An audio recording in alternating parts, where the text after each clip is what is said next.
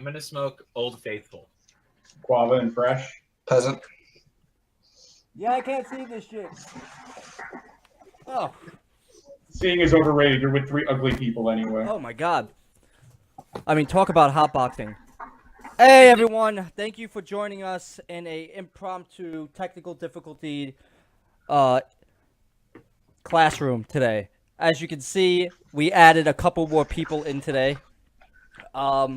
I just noticed what you guys just named yourselves, Dean, Travi. I have a name. I don't know what Adrian's name is. Can you Pronounce say it? I can't. Pronounce it. I don't even. There you go.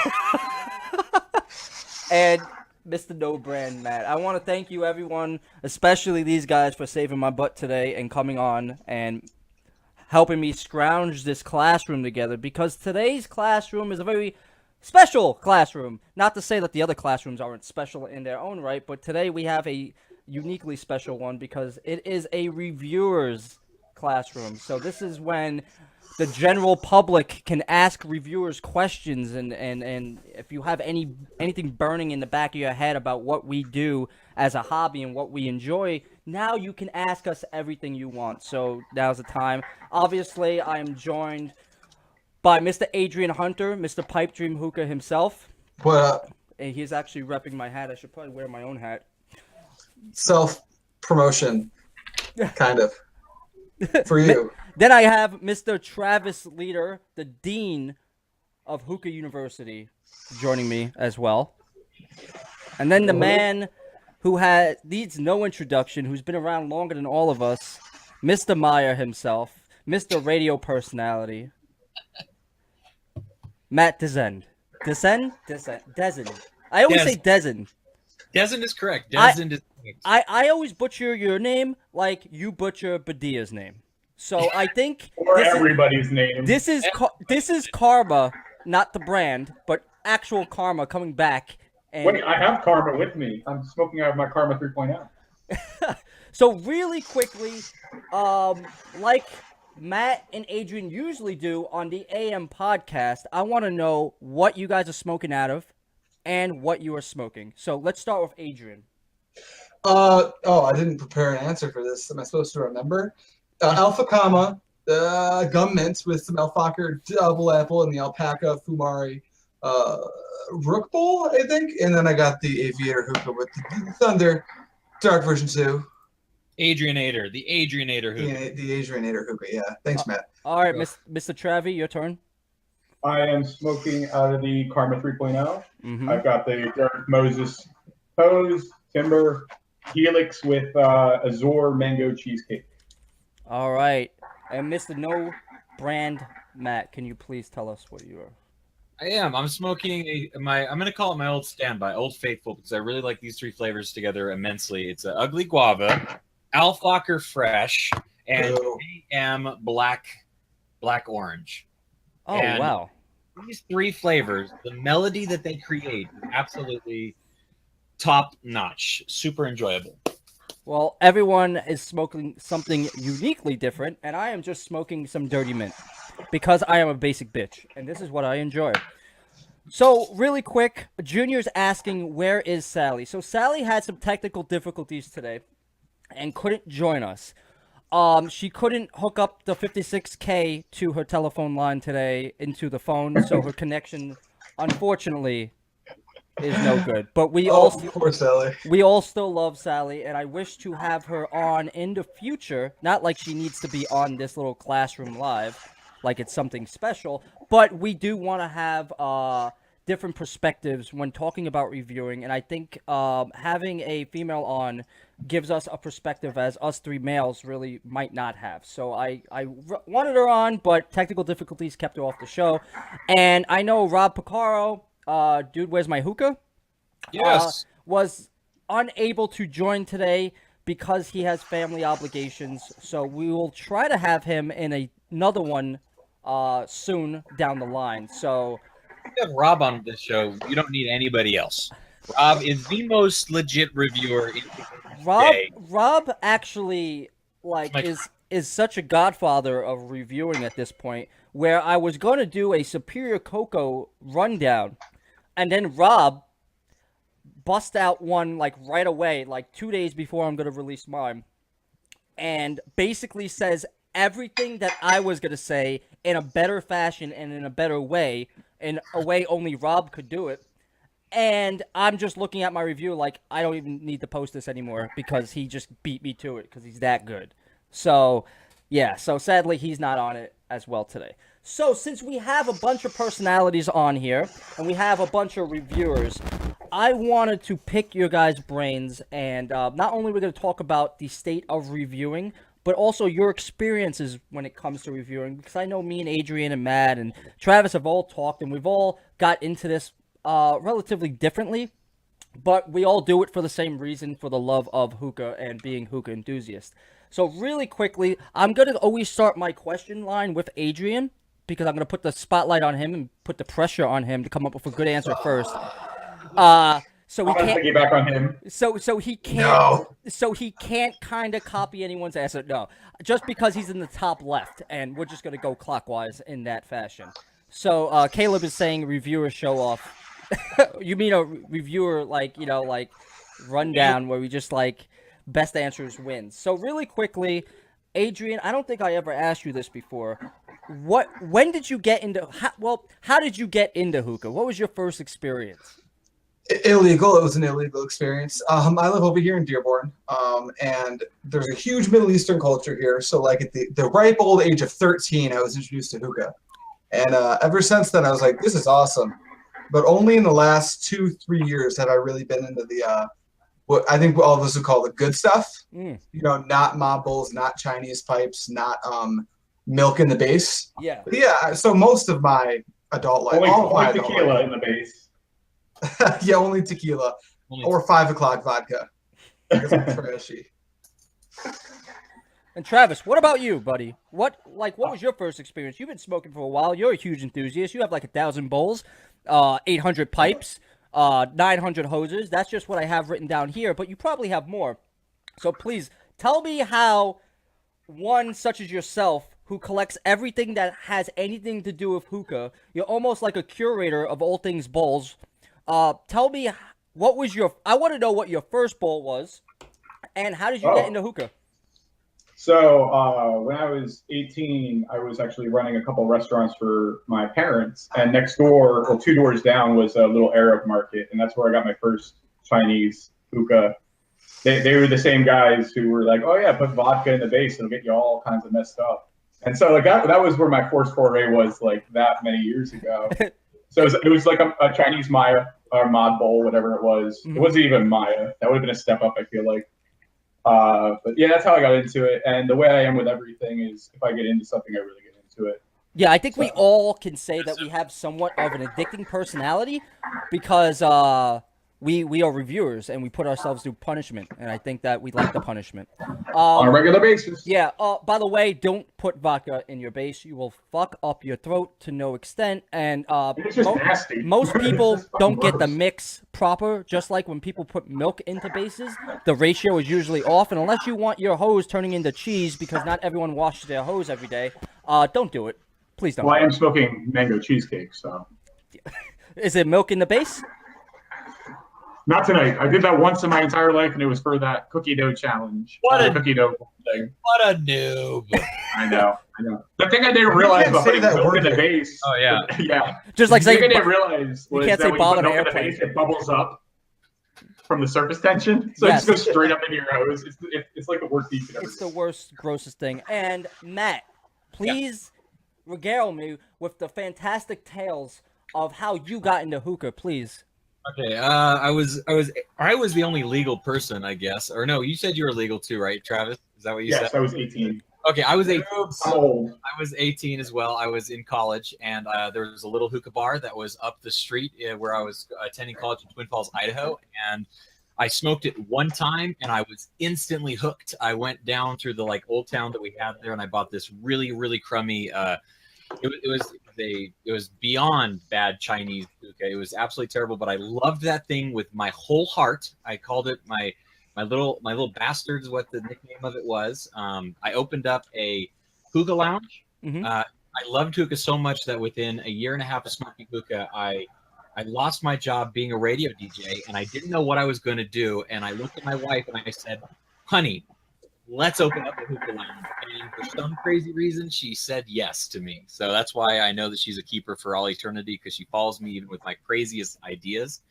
And I ran a hookah lounge for 2 years. Mm-hmm. And I mean, it's just been a part of my life for the longest time.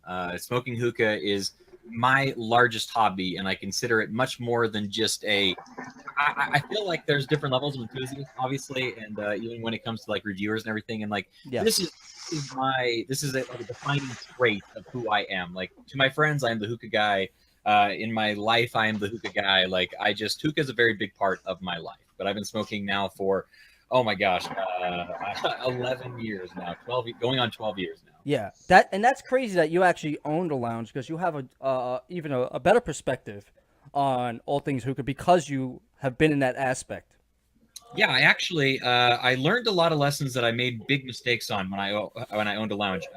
I've tinkered with the idea many times. So I actually owned a lounge and a shop at the same time for a little while. It's kind of crazy story, but I learned a lot of lessons, and I wish that I was older when I did that, because I would have done things so differently today. Mm-hmm. That would have really helped me. Because, in the beginning when I was still learning, obviously, like, I packed a decent bowl. I feel like it was okay, but like I've learned the trade a lot more. I've understood the differences in tobacco a lot better, and then I also understand menu options a lot better too. Like, I opened a lounge and I had like 50 flavors, and I'm like, everybody wants everything, and it's like whenever someone sees this giant list of flavors, they just look at me like, what's good? And then I just sold them Tangier. So it's like, why do I have all this other shit if I'm only going to sell the same 7 flavors every time? Yeah, and I think that's the thing, especially here in New York. A lot of people just sell, I mean, they don't sell, but they deliver to the customers basically what is most popular, and it's very hard for people to branch out because they don't want to take the loss. And I understand that. Because Chris, not to break the immersion, but I just realized you have to be using 2 cameras right now. I'm looking at our screen, and I'm like, how are you keying out the green here? You're cheating. And you got 2 cameras. I was sitting here confused for the last 5 minutes. I have learned in the past year what not to do and what to do, and I keep doing stuff that I shouldn't be doing. But this is one of the things that you should do, is kind of make sure people can see you when you're talking to them, but at the same time deliver production to the people who are viewing you, who are the people who are viewing right now. So that's why, yes, I didn't try to David Copperfield you guys, but yeah, that's that. That's super interesting. So I wanted to talk about something as when it comes to reviewing, like how did you get into reviewing? Like, basically, I went from being someone who enjoyed hookah when they came to New York. I would go to lounges in the city, with the belly dancers on the weekends, and enjoying the whole atmosphere and how everyone would just sit there, and you don't have anything in common with any of these other people, kind of like in a bar, but you have one thing that you like doing. You like sitting there socializing and enjoying whatever it is, let it be hookah, hummus, or whatever it is. And then I started working at a hookah lounge. I always used to watch Dude, Where's My Hookah, Zach, Strictly Shisha, and I watched a lot of Hookah John. And at the time, I was I guess a Twitch personality. I was a streamer, so I was not unfamiliar with like promoting myself online and making videos and stuff like that. And one day I was sitting down and I was like, you know what? Let me try making a video. Let me see how good my editing is. And at the time, my editing was really bad. It still is. I need a lot of work, but I mean, it's just one thing leads to another, and your passion for hookah just shines through. And it's crazy because I never thought I would find myself in front of a camera on Facebook here, especially with you guys from all different backgrounds doing a talk show. So it's very weird to find yourself and now to call myself a reviewer for hookah. It's kind of like just like a domino effect. You start video editing, then you like hookah, you put the two together, and you just go from there. Now, Adrian, how did you get into reviewing? Me first every time, huh? Yep. How did I get into reviewing? It's a really boring story, actually. Back when I first started to smoke the good stuff, I found guys like Hookah Nuka and Zach from Strictly Shisha, and even like True Hookah King and Hookah Rev, for anyone who remembers those guys, the real OGs. Yes. I saw their videos and I was like, this is really neat. And then I started to like smoke stuff that I actually liked. Mm-hmm. And eventually I was just like, I've always kind of wanted to do the YouTube thing. Mm-hmm. And I just put two and two together. I was like, hey, I know how to taste a flavor and give feedback on it, and I know how to critically analyze a product. I'm gonna do that. And here we are. It's almost been a year now, so it's been pretty fun so far. That's basically more or less how I just fell into it. Now, Travis, you have a different thing. You joined a group of people that were reviewing flavors. You didn't have your own personal channel coming into it like the rest of us, but you joined like a team of people who were like-minded and wanted to do the same thing that you want to do. So what I want to know first, what was the decision? Why didn't you start your own channel, and why did you join, or how did you join DMZ? Okay, so I've been reviewing for a long time, but not in that kind of format, because I never had a background in video editing or anything like that, and there's a lot of people that do, and they do a really good job. I was more of the guy on Reddit, the guy in the forum, in the Facebook groups, giving my feedback, giving my opinion on how things I liked and what I didn't, what I thought was worth it and what I didn't. Yeah. So I never wanted to get involved in that aspect of the YouTube portion unless it could be top notch, because I don't like to do anything that isn't at a certain level. So with DMZ and Cheyenne paved the way for kind of making that into a little more enthusiast into that market.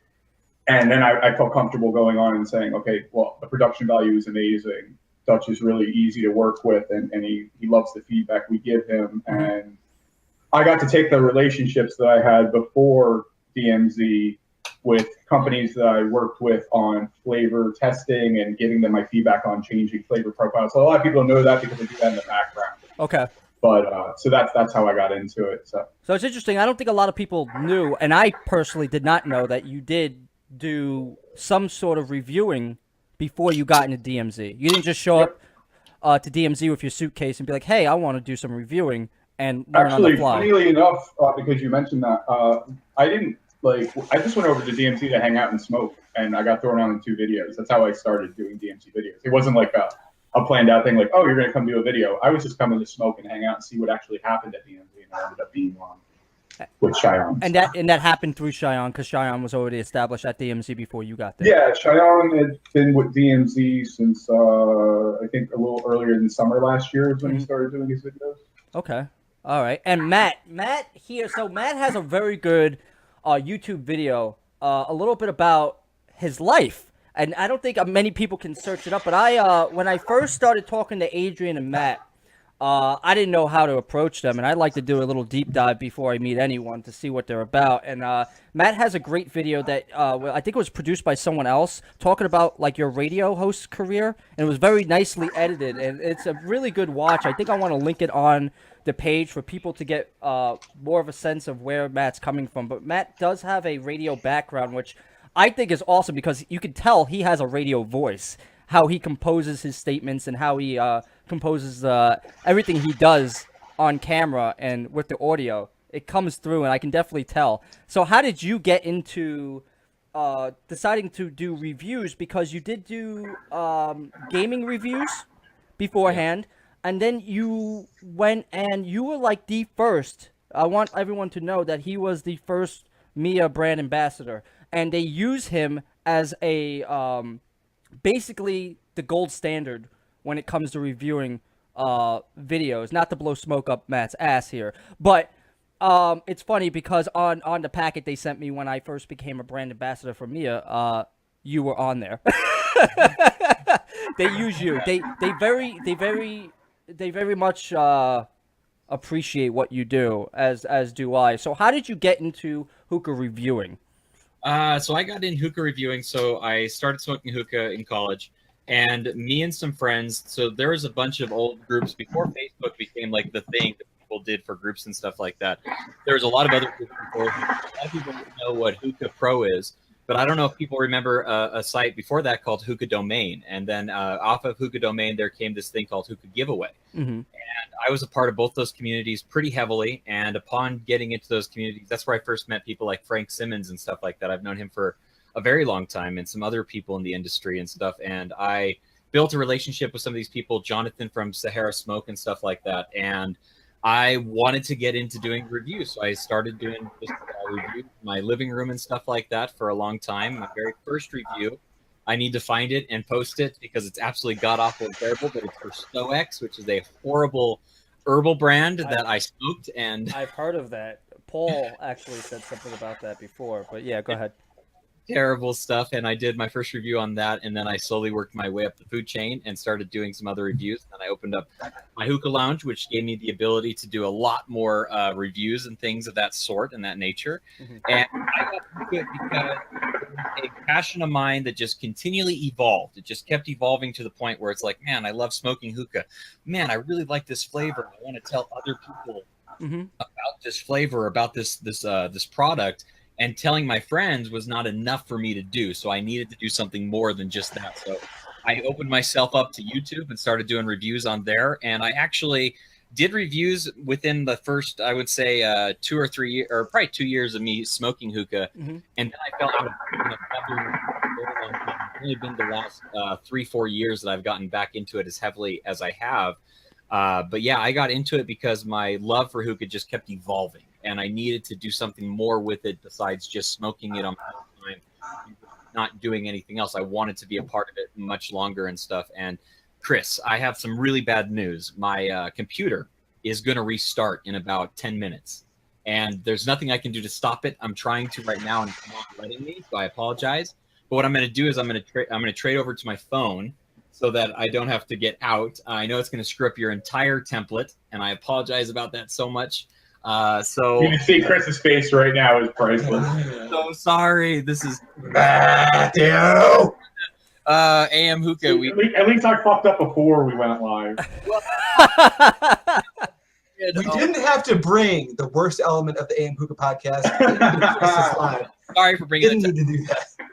So I'm gonna jump off for a second, and then I'm gonna come back. Okay, I'm sorry, Chris. I really am. It's okay. Yeah, it's fine. If anyone knows how I do video production, it is a long, drawn-out process where I have to have stuff set up a certain way. But I appreciate Matt telling me this rather than him just dropping out and watching me freak out on live.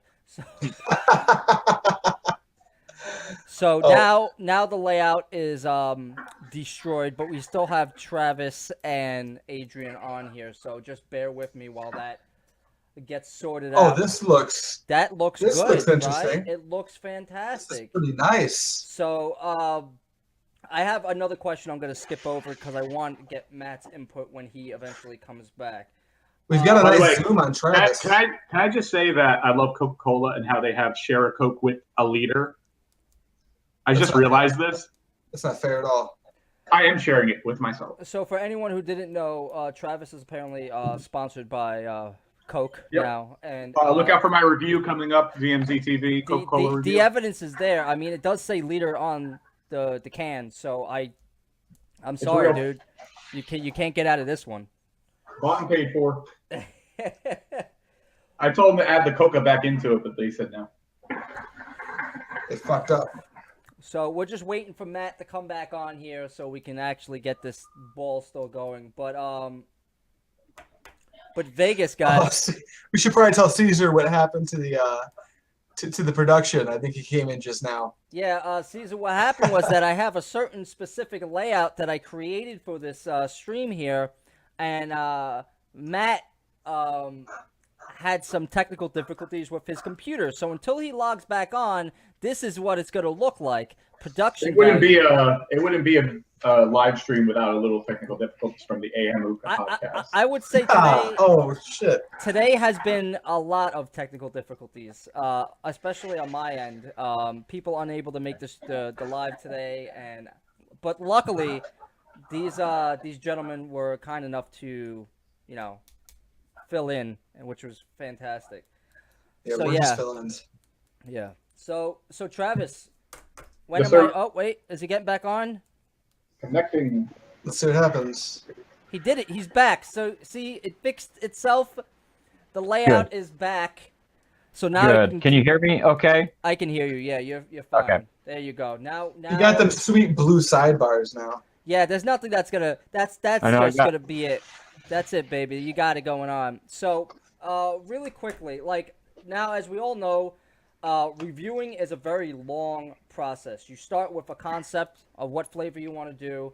Then you go to, then you go to shoot it, how you want to shoot it, what you want to say. Then you sit down in front of the computer and you actually do all the editing for it. I think when I personally started, I had a whole bunch of stuff I wanted to review and talk about and share with the community. But eventually you get to a point where your creativity kind of hits a wall sometimes. Either you get burnt out or you got to take a break, or you don't think that you have any material that's worth reviewing. Like, how do you stay motivated? I know my personal way to stay motivated is basically take people's feedback on a lot of different stuff they like and try to smoke what other people smoke, because I end up tending to smoke a lot of mint. Also, this classroom has been a better outlet if I don't want to do a review, to be able to communicate to the community and have people on and pick their brains and all the other stuff.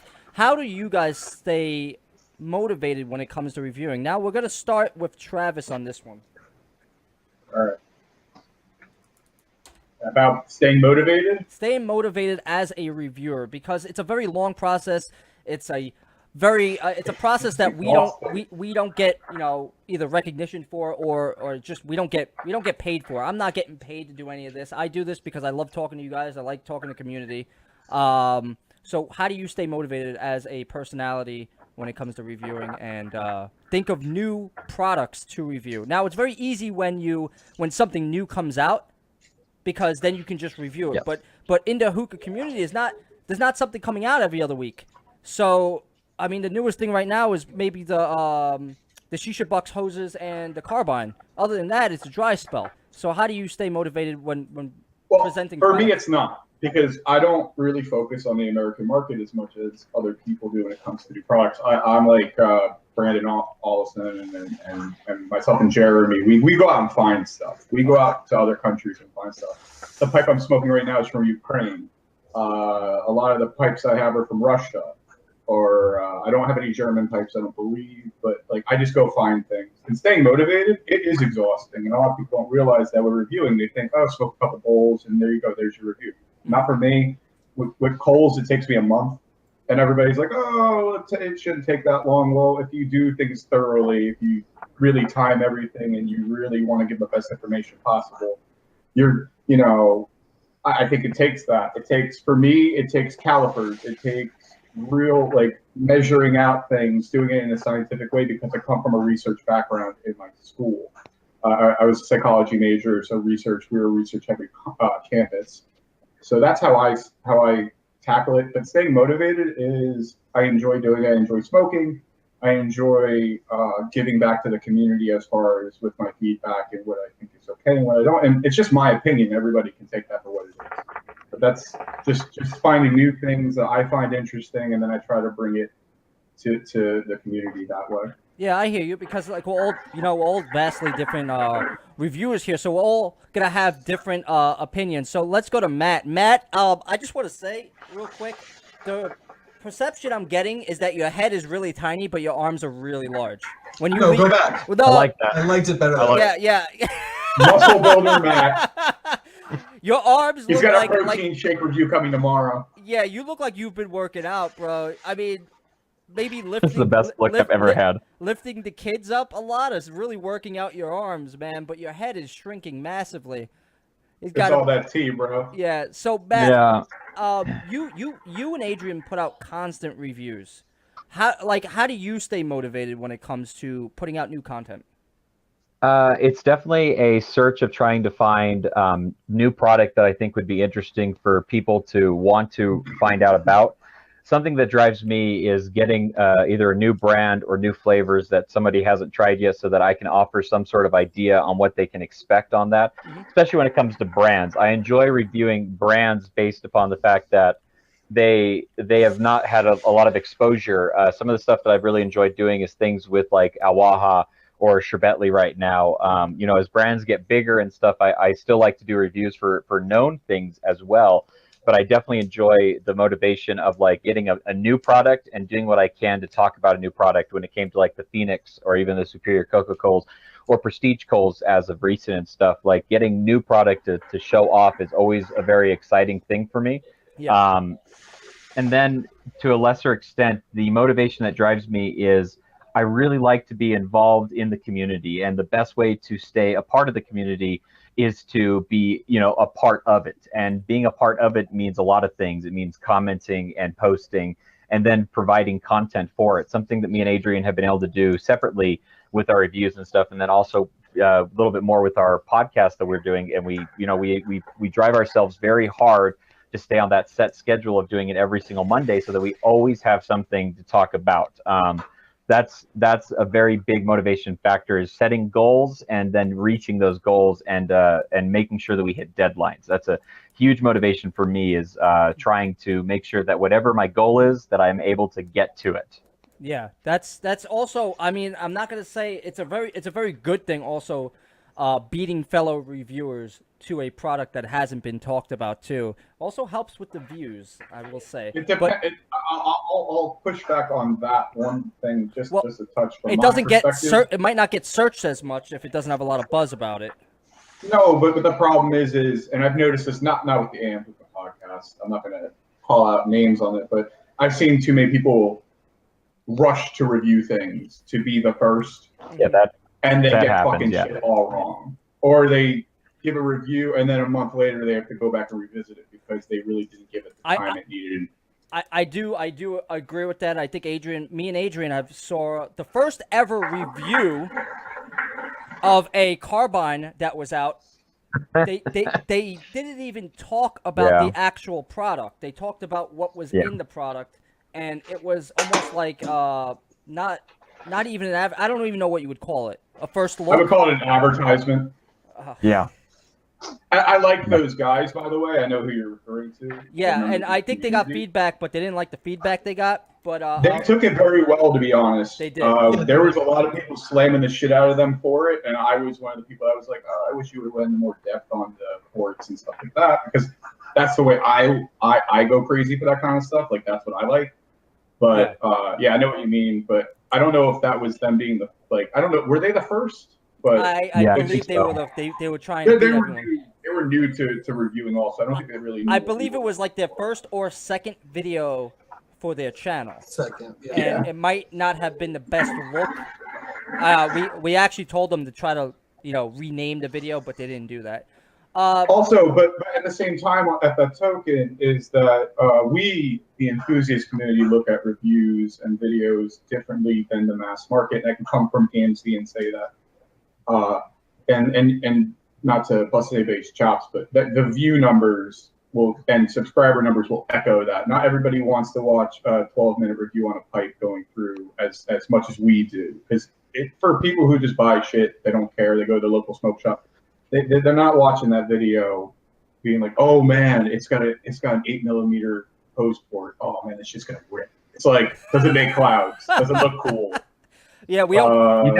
I can see how other people don't get a half chub for that, but at the same time, you definitely have to know your audience for sure, because there are certain audience that prefers a enthusiast review, and then other audiences that prefer like a newbie look at products and stuff like that. And I think that us, especially here, we prefer that enthusiast look at things because of the amount of care that we have for a product. Yeah, and I think it also shows the motivation that we have behind said products because of how deep we go into it. Yeah, but everyone needs to be held to the same standard. We can't call out if I title my video something and it's not what it is in the video, you need to be called out for that, because now you're clickbaiting, and I think a lot of those views are very clickbaity. I mean, I think a lot of videos in general are clickbaity. Yeah, I can see that happening, but I don't want to get too far off topic. Adrian, your turn. I forgot what were we saying. We were saying, how do you keep motivated? I believe, because we got so far off track. Yeah, motivation to do like reviews in and of itself isn't really an issue. It's just a lot of it's the motivation to actually set up the camera gear and get into the studio and actually edit stuff, because that does take a good amount of time. But I know there were a few people touching on reviewing new products. I know that Caesar just said, I think people need to run it back more. Chasing the new hotness leaves a backlog of stuff that may deserve more attention than it gets. And I completely agree with that. On my channel, I tend to, I don't review anything that I haven't had a good time, a good month or so to actually look into and test out and stuff, because people do rush reviews, and I think that's a serious problem.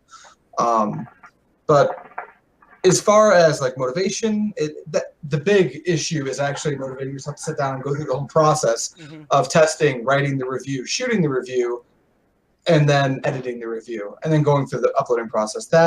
I think that takes a lot more time than most people really understand. Like recording a review for the most part takes more than just, I got a camera, here's a bowl, watch this, I did the thing, I uploaded it. I think a lot of people have that misconception.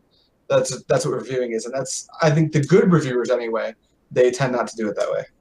Yeah, I think that leads us into our next topic. There was some controversy in the past couple months about reviewers not being good enough, or certain people shouldn't review. Now, can we say the name? I really don't want to go there. Just say the name. That's fine. But this is Sauce's thing. I'll do whatever he wants. Sponsored. So basically, I mean, we have, you know, a couple videos under our belt. We've been around for a while. We've interacted with a lot of different companies. We haven't dropped off the face of the earth and then returned. I don't think we've become irrelevant in any part of that. But I think I want to know, is it our responsibility to teach new reviewers how to review? Because no one taught me, you know. No. And I think if you made a certain guideline, this is how you have to review, I think it stifles a little bit of creativity for people, and I feel like they think they have to follow a set pattern. Because if I had to follow the set pattern that was laid before me, I would be sitting on my couch with a hookah in front of me, passing it to my buddies. So that's what was so boring. Boring about watching the old reviews. It was dudes sitting in their garage or sitting in the same place every time, just doing the same shit. And how interesting is that? I'd rather a text review at that point, because I don't want to watch 12 minutes of somebody sitting in their garage.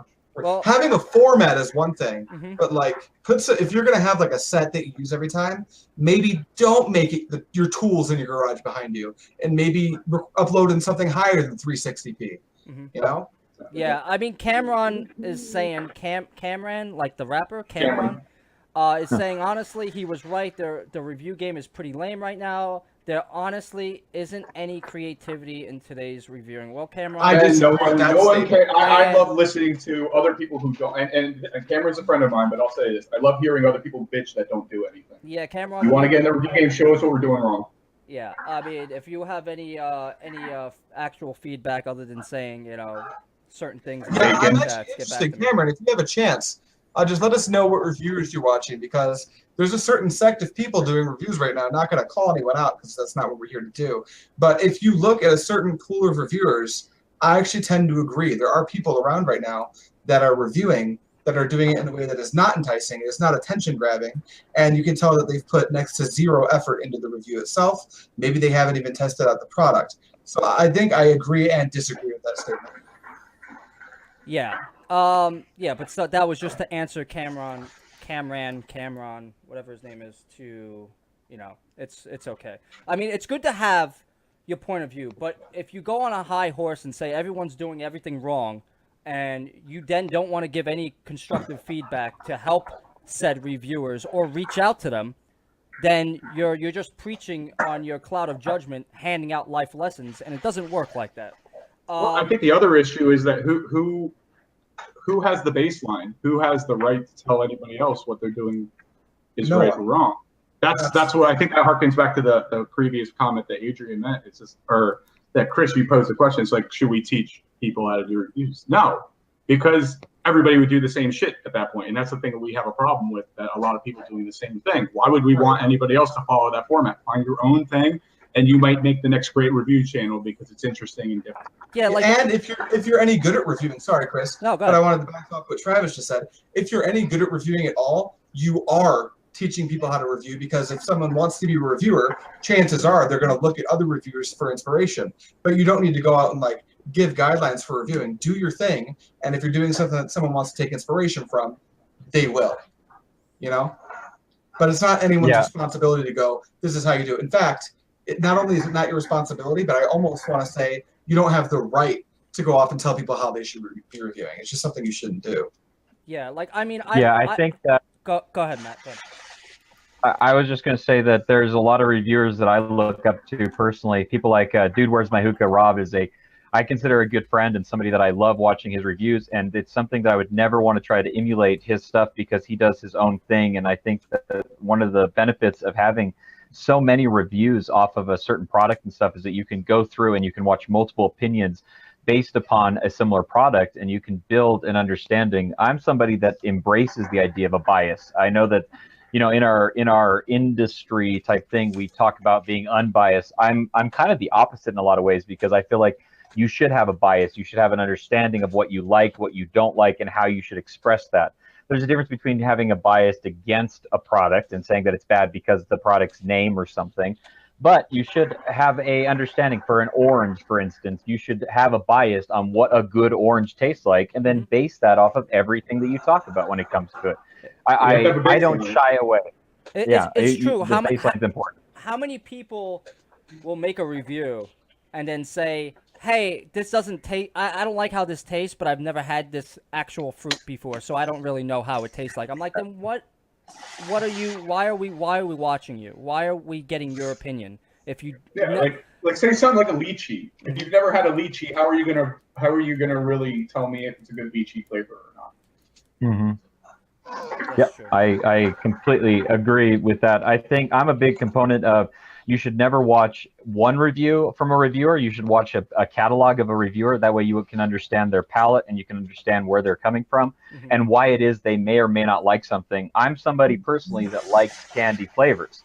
And if you watch my reviews, then you know that I like candy flavors. If you don't watch my reviews and I start talking nicely about a candy flavor, you could easily look at that and be like, well, this guy doesn't know what he's talking about. And then if you watch my past reviews and be like, oh, he does know what it's like to have a good candy flavor and a bad candy flavor. It helps with those sorts of things. I do think that, I believe that it is our responsibility to teach reviewers on the most simplest basis of, you should do a review based upon important factors of a tobacco, of a coal, of a pipe or a bowl, based upon, is it a good product? Is it the longevity, the flavor, intensity?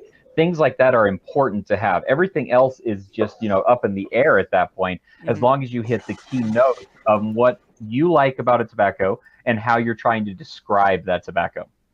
Yeah, I think what Matt said about watching a catalog of somebody's reviews is an amazing thing, because I'll even use myself as an example, and I'm kind of guilty of this. You can watch some of my reviews and you can see my enthusiasm for things that I really like. And then there's other ones where I'm like, it's good, but you don't see me go as like crazy in depth, or you see the reaction on somebody versus 5 videos versus 1.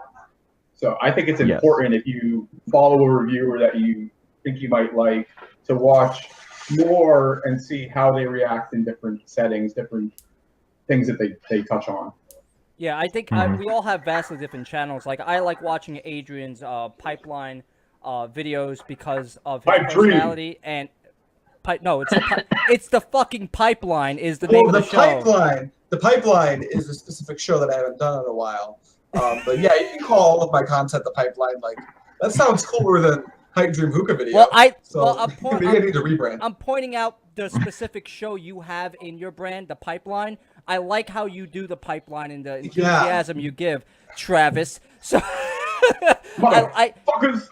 Like the enthusiasm he shows in his videos is very hard to replicate and is very genuine, and it's something that he brings to his channel that not many other reviewers have, if they have at all. Matt's videos are very, I like watching his videos, because especially if I want to learn the specifics about a product and how it tastes on certain palates and how it, he goes more in depth. And I like Travis's video because they break down the overall product, from beginning to end. Especially I like the Avion hookah review that you guys did and how you gave all your thoughts on that. I thought that was pretty cool. And I think everyone has their own specific, yes, there might be individuals who watch all our channels, but there are individuals who might only watch one of our channels, and they like how you do it, and they might not like how someone else presents a certain topic, or how they talk, or how they look, or how their production value is. So we all have different audiences, and Travis just got up and left. Thanks, Travis. Thanks. Yeah. Thanks, Travis. I needed more coals, bro. So put my coal. So how it goes. So on the same thought process, do you think that companies really give a shit about what reviewers say, or do you feel like they should take feedback from the community, or they should just be like, fuck it, like they don't like it, we're still gonna make it because it still sells? Like, do you think we are relevant enough to make a difference? If something is underperforming, do you think that we have the right to tell the company, be like, hey, this is shit, we don't like it, change it, fix this thing? And do you think they should even necessarily listen to us? 1 second. Our boy here, Cameron. So now that I provided criticism, you guys don't respond. I'm going to speak for Chris here because I think I know exactly what he wants us to be. This is more of like a roundtable type thing. We're just all going to explain what we do and take questions. But that doesn't necessarily mean we're going to go in real time, in depth on certain comments. That said, does anyone have any input on some of the things that he said? Because we did ask him to elaborate, and he did elaborate. Because I think that question is an important one. I we can get back to all the other the bacon posts. I think he said, because he mentioned something about saying that I feel like reviewers should also give us tips on how to use said product that you guys are reviewing. I believe if you watch any of our videos, we do that. Are you I don't know how to respond to that other than what I do. I mean, have you ever watched a Pipe Dream hookah video, dude? My phone is shutting down right now, just so you know. My phone is shutting down. All right. Well, Matt, you suck. Matt, you are fucking you technical difficulties. Matt is his new name. He's actually frozen. There he goes. So we're gonna have more technical difficulties. Matt, so why don't we address that question while we wait for him to get back before we That's go a good to idea. what we talk about? Because he's right. He did provide the feedback we asked for. I think we should probably respond to it. Okay. So I think that we're only speaking for ourselves, Cameron, in this video that we're doing together. I think I can speak for the four of us on that. Is that we're really analyzing ourselves to a certain extent and how we do things. So it's not for us to go and shit on other people. If you don't like the way other people do reviews, don't watch them. If you don't like the way other people post, block them. If you don't like certain things, you can just shut it off to yourself. You don't have to force yourself to do anything. But I can speak for Adrian, Chris, and Matt, and myself, and we do tell people or give our feedback and how we like to use products. Like when we pack bowls, we like to let people know, like, hey, we like to pack it like this, or we find that it works better with this heat, or that, this, that, the other thing. It's about to get messed up. Yeah, it's fine. I think Matt's gonna go back on his computer, so it's okay. I mean, the main thing is that we're having this dialogue and we're talking. Cameron's gonna write. He's gonna write it out. Maybe we're misunderstanding what perspective is coming from. I would like to hear him out, but let's move on with what we're doing here. Yeah. So I had another question to see. My question was about the feedback from companies. Do you think that they necessarily need to listen to us, or they should take the feedback not only from us as being reviewers, but people, I guess, in the community or consumers in general? Do you feel that it's an obligation that they need to, actually listen to the consumer? No. Because there are, like, you look at Golden Desert. Golden Desert doesn't give a fuck about what anyone says about their product. They're still going to make their product. They care about the bottom line at the end of the day, and that's what they should as a business. But do you feel like the only tool that the consumer has, since maybe if they don't listen, if their voices aren't being listened to, that maybe they should just stop buying the said product and boycotting it? Yeah, vote with your money. Absolutely. I believe in that with every product, not hookah or any, just that segment. But yeah, can you word that question for me again, really quick? Basically, do you think that the brands, when they put out a product, do you think that they need to listen to the said feedback, or do they have the responsibility to actually take the feedback and make changes? Well, you said originally to reviewers and then went to the community, the reviewers. Like, do you think that our feedback, the community at large? Yeah. Well, I think there's differences because I mean I speak for myself and I work with brands as far as on flavor development, flavor testing, on myself to the owner of the certain companies that I work with. So yeah, they do listen and they ask me, they send me stuff and they're like, hey, this is a pre-batch. Like we haven't even sent this out to anybody. Just let us know what you think if it needs to be tweaked. Exactly. Yeah. So yeah, I do think that's important. And that's one of the things that I enjoy the most about what I've done with the hookah industry is that I like going straight to consumer with what I think. But I personally think I make more of an impact with a company than I do with the end user sometimes. Adrian, what do you think? Do you think that when we talk about products in our videos, in our reviews, that companies look at this stuff and value the feedback, or they just like it for exposure? It comes down to an issue of, it's a case-by-case thing for different companies. And it comes down to an issue of morality. For instance, X company gets feedback from the consumers that they don't like X thing about their product.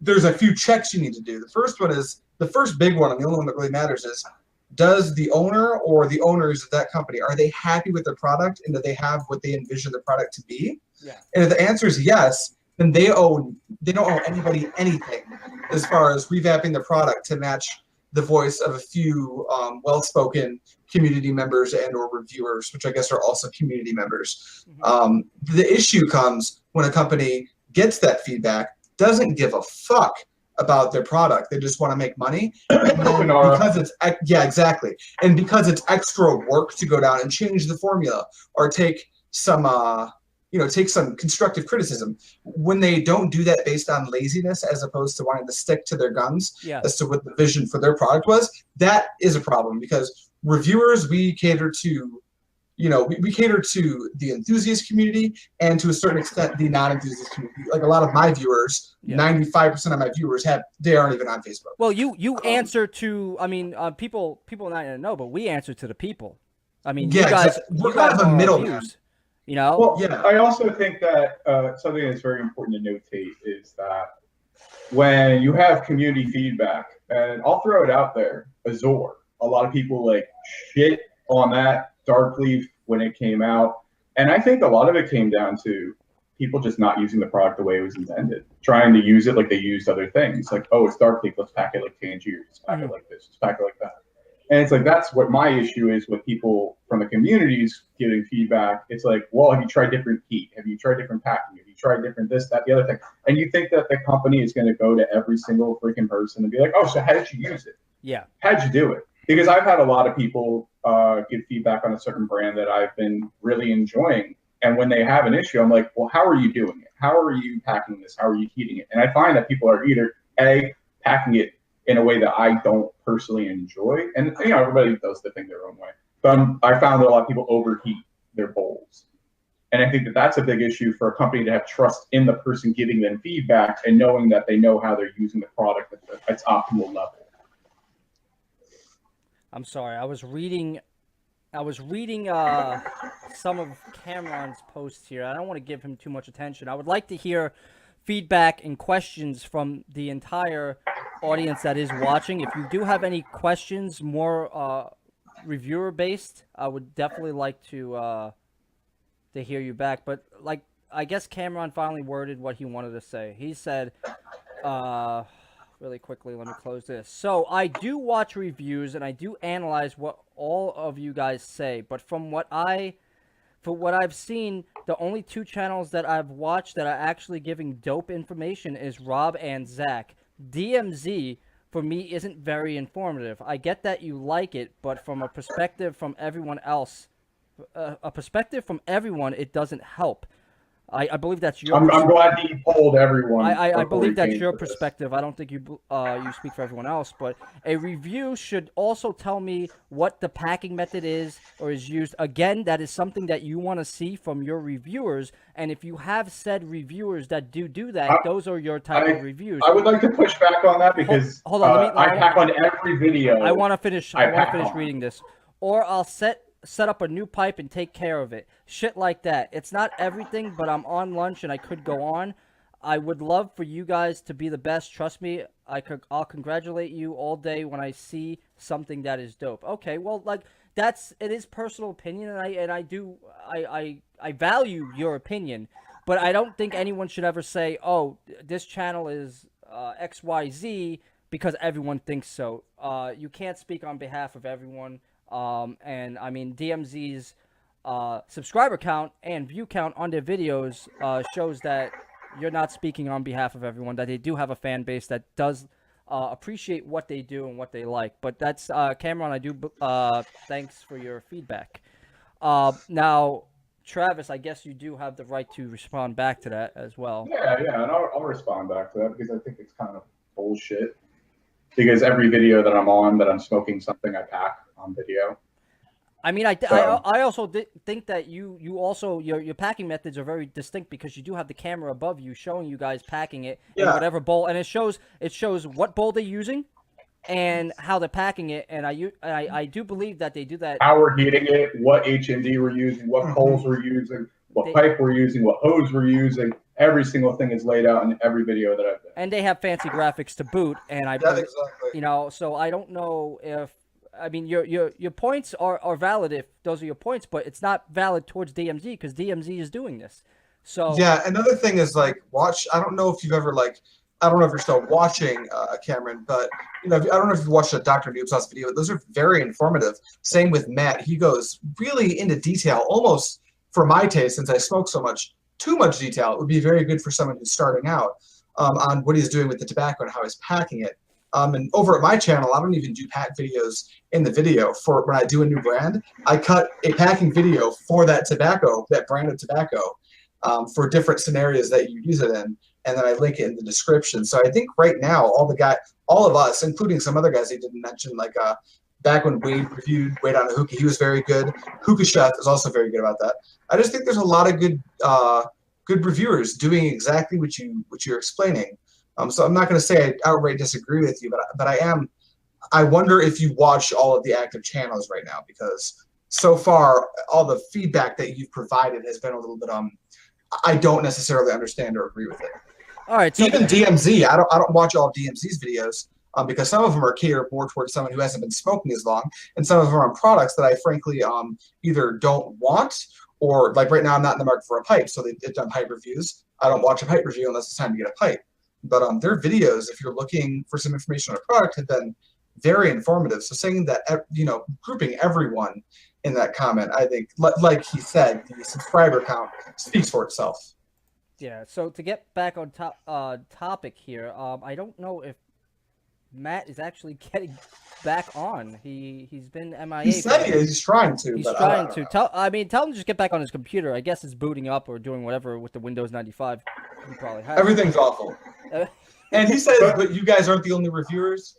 Yes, I would say stop watching the reviews that aren't good, because we've named like 8 of them, and that's all I have to say on the subject anymore. It's getting stale. Where are we going, Chris? Yeah, to go forward, we know Vegas, huh? Mm-hmm. Vegas is coming up. And I hope to see a lot of people out there in Vegas that I haven't already met in person. Like we've had the meetup in Chicago, we've had the New York Hookah Fair in December of last year, I think, or October or November, one of those last 3 months of the year, and it was super awesome. If you haven't been to an expo, I do believe that you do need to get out there and get in like the expo atmosphere. It's so cool. It's so nice being surrounded by people who love hookah as much as you, and who are excited to see all this new products, or even products that might have been out for a while, but you haven't had a chance to get your hands on it, because I know there's probably a bunch of different flavors from Azure that I would love to try, but unless I want to drop a couple $100 every month, I just don't get a chance to get my hands on it. With that being said, now I saw John has a couple spots left as far as vendors. Are there any vendors that aren't there now that you would like to see? Me personally, I would love to see Don Bowl show up and show off a lot of the bowls that they had in Russia, in Frankfurt, Germany, because it seemed like out there they had a full lineup. And I would also love to see Heavenly get more exposure in the market than they have already gotten. I would like to see people get their hands on the product more and really try it out, because it's very similar to shisha with tobacco in it. Are there any brands in particular off the top of your head that you guys would like to see that haven't been announced? Now, I don't have the list in front of me that haven't been announced. Off the top of my head, Superior Cocoa definitely is something I'd like to see exhibit, because I feel like that is a brand that it's definitely doing well, but it needs to be able to show its product. The thing is like this, with Superior Cocoa, I feel like a lot of the hate are from people who maybe haven't even tried the product but have seen other people bash it. And it's okay if that's how you make up your mind and that's how you want to, make your decision. That's fine. You're a consumer. You're entitled to whatever you want to do. But I do believe if people get their hands on Superior Cocoa, they will see that is definitely not as bad as people are saying. Right. The points that you would point out is like, yes, the ash content, blah blah blah. I'm smoking with. It depends on how you smoke, though. It depends on how you smoke. Like this, like also the same thing. If you have a coal that burns too hot, you're also gonna burn it. But I don't want to go into coal dynamics and stuff like that. No. But just like as far as a brand, I would like to see Superior Cocoa is one of them. I definitely think they definitely tried. Tam definitely tried to go out there, but there are a lot of politics when it comes to expos. But we won't get into that either. Well, that's the issue with what you said about even Don Bowles. It comes down to money, and if you feel like you're going to get the return on your investment, because not everybody wants to throw money into the trash can. If you're just going to go out there and you're not going to get much out of it, it's not worth it. And the expo is expensive. Yes, getting a booth at the expo is pricey, but it should be because the quality is going to be amazing. But at the same token, it's like when you only have X amount of product, like a bowl line and stuff like that, are you going to see the return on your investment, especially from a company, say, like Don? Let's not lump them into Sky Hookah distribution because they're just a distributor in the States. But like the actual company itself, like, are they going to see the money back? Are they really going to? It's basically you're blowing your whole advertisement, because remember, tobacco companies, coal companies, hookah companies in general cannot advertise. They're not putting out commercials and billboards and stuff like that. They're not putting, spreads in magazines. They are basically relying on word of mouth and YouTubers to basically not, I wouldn't say push the product, but bring awareness to said product that is out there.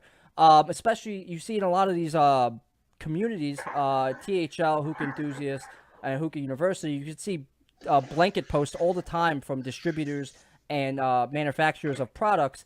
This is one of the primary ways for them to get their stuff out there. So, any products that you guys or companies you guys would like to see?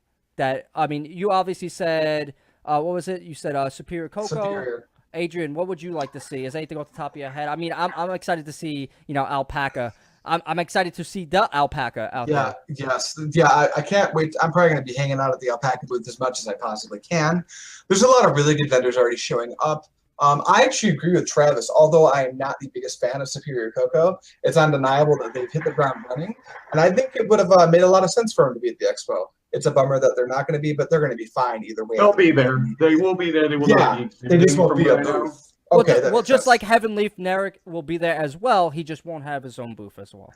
Yeah, me personally, there's like right now there's a lot of stuff that's not like Relics Bowls, almost no one's heard of him. His batch release is coming out soon. He's too small right now, I think, but you want to see some bowls that'll make your jaw drop. It's not even that he's too small. It's return. It's ROI. Yeah, for somebody like Mason, it's like, do you need the expo? It's one thing when you share a booth at TPE. It's another when you have to take on the financial responsibility yourself of not only having product to sell because you need to make money back, which we know that is impossible for Nino because he puts up a batch that's going in 50 seconds. So he doesn't need to spend X amount of dollars to set up a booth. Right. But the other token, it's just like you've got to bring something to monetize your space. It is advertising at the end of the day. This for me, for Relix, I was saying that like it's another one where it's a batch thing where there's not enough there for them right now. Kyle is amazing, right? He makes amazing products. It's just like, will he benefit from? No, and he wouldn't, right? My big thing is the way I'm answering this question is all the brands that are already well established, most of them are already there. I'm just going off of like what my wet dream would be for people to be there. I just think that would be super cool. But yeah, I obviously understand that from an ROI perspective and just an overall business perspective, it wouldn't make sense for people like Nino or Kyle to even go out there because that's the beautiful thing about other meetups, because they have in the other meetups around the country, and I know we're going to talk about that a little bit. They have a place there because the investment is not as heavy, and they can bring products, and it doesn't matter if they have to sell a product. It's like they can demo products. Now that said, realistically, Karma, I don't think that they're confirmed, and I know that Yaz was saying that they did not plan on going. But I would have loved to see Karma there. I think they make one of the premium Middle Eastern style tobaccos right now. It was awesome seeing them at TPE sharing a booth. Getting to try their lemon mint and their orange. They are both stellar citrus flavors. But the other thing that's important to notate for brands who make a specific product, say you make a bowl of cola tobacco. Yes. A lot of people don't realize like you need to first spend the money on the booth and everything else and promotional material and all that kind of stuff. But you also have to have the infrastructure to demo your product, you need to have 10 pipes, and you have to be able to get them out to Vegas. And or you have whatever to not only have the space and the way to, like you said, get them out, but you also have to man the booth as well. You have to have money. That's you have to usually either pay people to man the booth. If you don't have a big team, if you're a team of one, you cannot do it and interact with your consumer. Yeah. So, you know, I'd say for DMZ, we were out at TPE with Zomo running the booth in the back end as far as running their hookahs, running their, you know, cleaning their hookahs, packing bowls, all that kind of stuff. So like Zomo could do what they were doing while we handled the hookah aspect of it, because without another team in place to help you man a booth of upwards of $100,000, you need to be able to monetize what you're doing, because that's why you're out there. Well, it's true. You Even team behind. Fumari at the Hookah Expo in New York, they had a guy who does a catering business out of New Jersey packing bowls and doing like customer service, while you had like the big players that do the marketing going around shaking hands and introducing people to the product. So you have to have a certain dynamic and a hierarchy. You can't just go and have a booth and expect it to be good, regardless of the product. No, good booths take a lot of planning and care and attention to detail and attention to how you want to interact with your consumer. And if you're understaffed, first of all, you're manning hookahs. And we all know that that's not always the easiest thing at an expo when you have 7 or 8 hookahs going at a time and people aren't puffing on them all the time. So heat levels get all over the place, and you're demoing your product. So you want your best foot forward. Yeah. So if somebody gets a harsh hit of some flavor, they're gonna be like, "Oh, this shit's terrible. I'm never smoking this again." Yeah, you got to know what you're doing. That's why it's important. You have to present your brand accordingly, because if this might be one of the few times that someone actually tries your product, and if they go there and have a bad time, guess what? You don't have a customer at all. Yeah, and that's why I give a lot of credibility to people that run hookah lounges, and I don't do that, and that I give a lot of credit to Matt for doing that project at one point, because running your own hookah is a lot easier than running 4 hookahs, 10 hookahs, 20 hookahs. That is not easy whatsoever. No. Jesse actually has a good question here. I wonder why Social Smoke won't be at the expo. I remember Lemon Drop from Social Smoke used to be one of my favorite flavors. There's a lot of brands that don't focus on the United States market anymore. They don't find that the investment is worth it. Social Smoke is one of them that focuses on the German market. Haze has moved their production overseas and is focusing on the EU. Alchemist is another brand that has moved their production overseas and is focusing on Europe, because the profit margin is there for them. We don't a lot of people that are in the community or as consumers as a whole don't realize the business side of the industry. Yes. And you put your money where you think it's going to return to you. You don't put your money in something and say, "Goodbye, money. It was nice seeing you at one point." You want those dollar bills to walk back to you. So that's why you see, Hookah John is doing an amazing job with Hookah Expo Worldwide. So happy to going out there and participating in it. But if you look at other expos all over the world, they're sometimes just more established, bigger. And this is the second year of John's Expo, and that's why it's growing. And this year versus last year is already like a huge improvement on as far as vendors, as far as layout, as far as just everything that goes into it. He's doing the best job that he could possibly be doing, and I think that is something that has to be remembered. That we're new, new expos in this country. Usually it was only for the industry, TPE, Champs, stuff like that was industry only. This is the first really big hookah, not like Hookah Fair in New York where it's like 90%. Vape and other shit. Like Hookah Expo Worldwide is hookah, and I think that's something that has to be valued. Yeah, I think Matt tried to get in here, but I think he got blocked somehow. So I'm telling him to join again. This next question I actually wanted to have everyone answer, which has to do with the possibilities of, do people want more expos, or do you think there's an oversaturation in the market? And I really would like to have Matt's input if he can get back in here on it. But to move like a little bit further, so I wanted to get back to reviewers coming back into the scene. Now we've seen a bunch of people like I think it was Kristen Rosen has been doing blog posts for hookah, and I know Wade on Hookah does blog posts now, regardless of how people think about it. You had the Haze Queen. I forgot how to say her name. Desiree? Desire? Yeah. Desiree. Desiree, there we go. That's me being horrible with names. But No, Desir's name was very difficult for me when I first read it. I didn't know how to pronounce it myself, so I think we all butchered it at some point. all right, I think Matt's back in here a little bit. Matt, did you charge your phone? Nope. Matt is just bringing the AM straight here, bro. He's bringing the voodoo, bro. Is he here? I don't know. I can see him kind of moving, not moving. Matt, I Same can't wacky. see through all those pixels, dude. He is super pixelated. But You once hear we get- me? No, he's here now. Am I I? see him moving a little bit. I think it's starting to get back. Are you hooked up on the same landline that Sally's usually hooked up to? I was about to say the same thing. Yeah, you probably stop using your potato and use your modem. Guess so. Would be a good first step. All right, Matt, can you hear us? I feel like it will fix itself.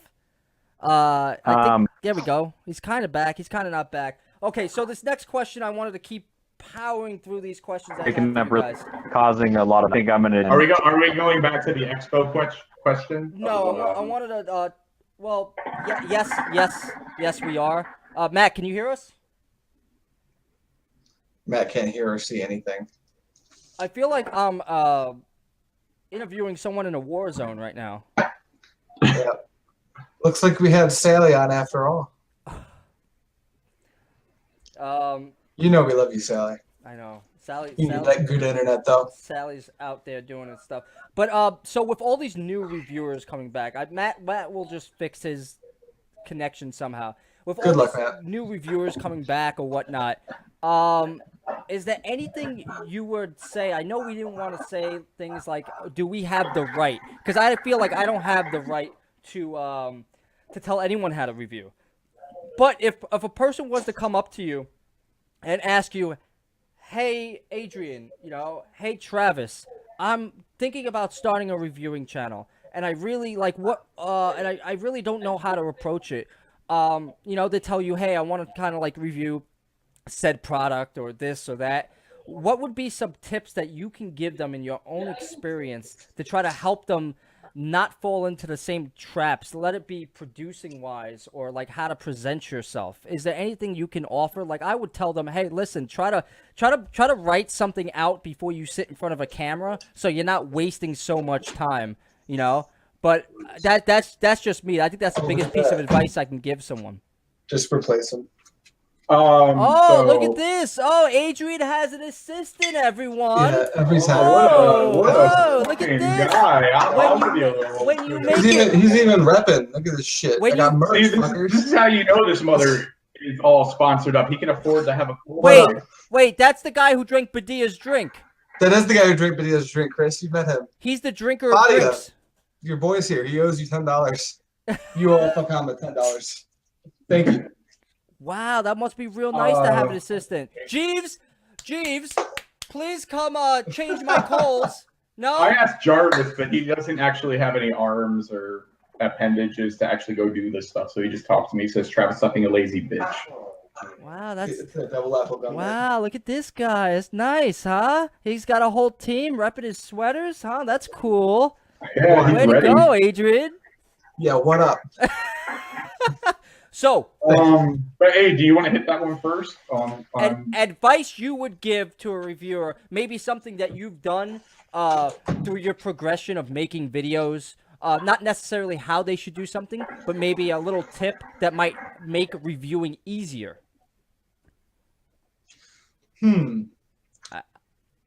Yeah. Okay. So I guess there's a few perspectives you could take. The first one being a reviewer in the community. You'd have to ask yourself a few questions as someone who wants to get into the game. And the first one is like, how important is it to you that your quality is good? Because if you want to be a reviewer, there's a few ways to do it. You can be one of those couch reviewers, which are fine. Like sometimes you have someone who's just sitting on the couch, but maybe they're reviewing something that no one else has reviewed. Yeah. So you've kind of got that little market cornered. That's fine. But I would say that if you approach me and you want to do reviews that are edited well, they're written out, and you're filming them with something better than the potato that Matt Desind is using for this live, apparently. There's no good way to answer that question all at once. I think my biggest piece of advice would be watch other reviewers and take the things that you like that other reviewers are doing and implement that into your videos. And B, don't put out bullshit. Don't sit here and like smoke a flavor one time and go, all right, time to make a video. Because guess what? You can get away with that once or twice. The second you have a back catalog of videos where you've been consistently like giving bad information, you're going to pretty quickly get weeded out by the people who are actually taking like, 3 weeks, a month to test flavors, write up the reviews. So I would say right now the competition's kind of steep. If you want to be viewed versus everyone else that's doing reviews right now, I would say that you need to actually put some effort in. So, use your phone. Don't use like some piece of crap camera. It's weird. Everyone's using like really bad handy cams right now and stuff. I would say most people's smartphones are good enough to shoot on these days. That's true. But, I mean, they're pretty good. Like I remember Sally didn't have a camera when she decided to come back into the reviewing game. I actually sent her my Logitech C9920 camera, my extra one I had lying around. And then I realized I needed a second camera, and then I had to go out and buy another one. But I actually sent her my spare camera just to help her like with camera work, or help her like so she didn't have to do it on her phone, so she had a leg up. So because money's hard. It's hard putting whatever dollars you have into some video equipment that you're doing something for free and not making any money back. So I understand. Well, I think that leads into something else though. It's like, well, the first thing I would always tell somebody who wants to get into the game is, even before Adrian, watch other reviewers, all that kind of stuff, is be the best you can be at hookah. Do not review while you're still learning.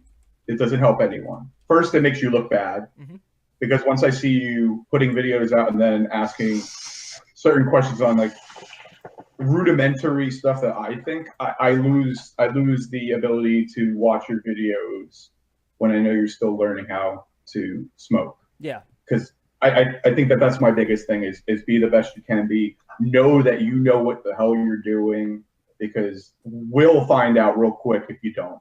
Well, you want because everything's very transparent. If 2 videos ago you said you hated these coals and you're still using them on your that's not always transparent, because a lot of people, that leads into the other thing, is make sure you have money.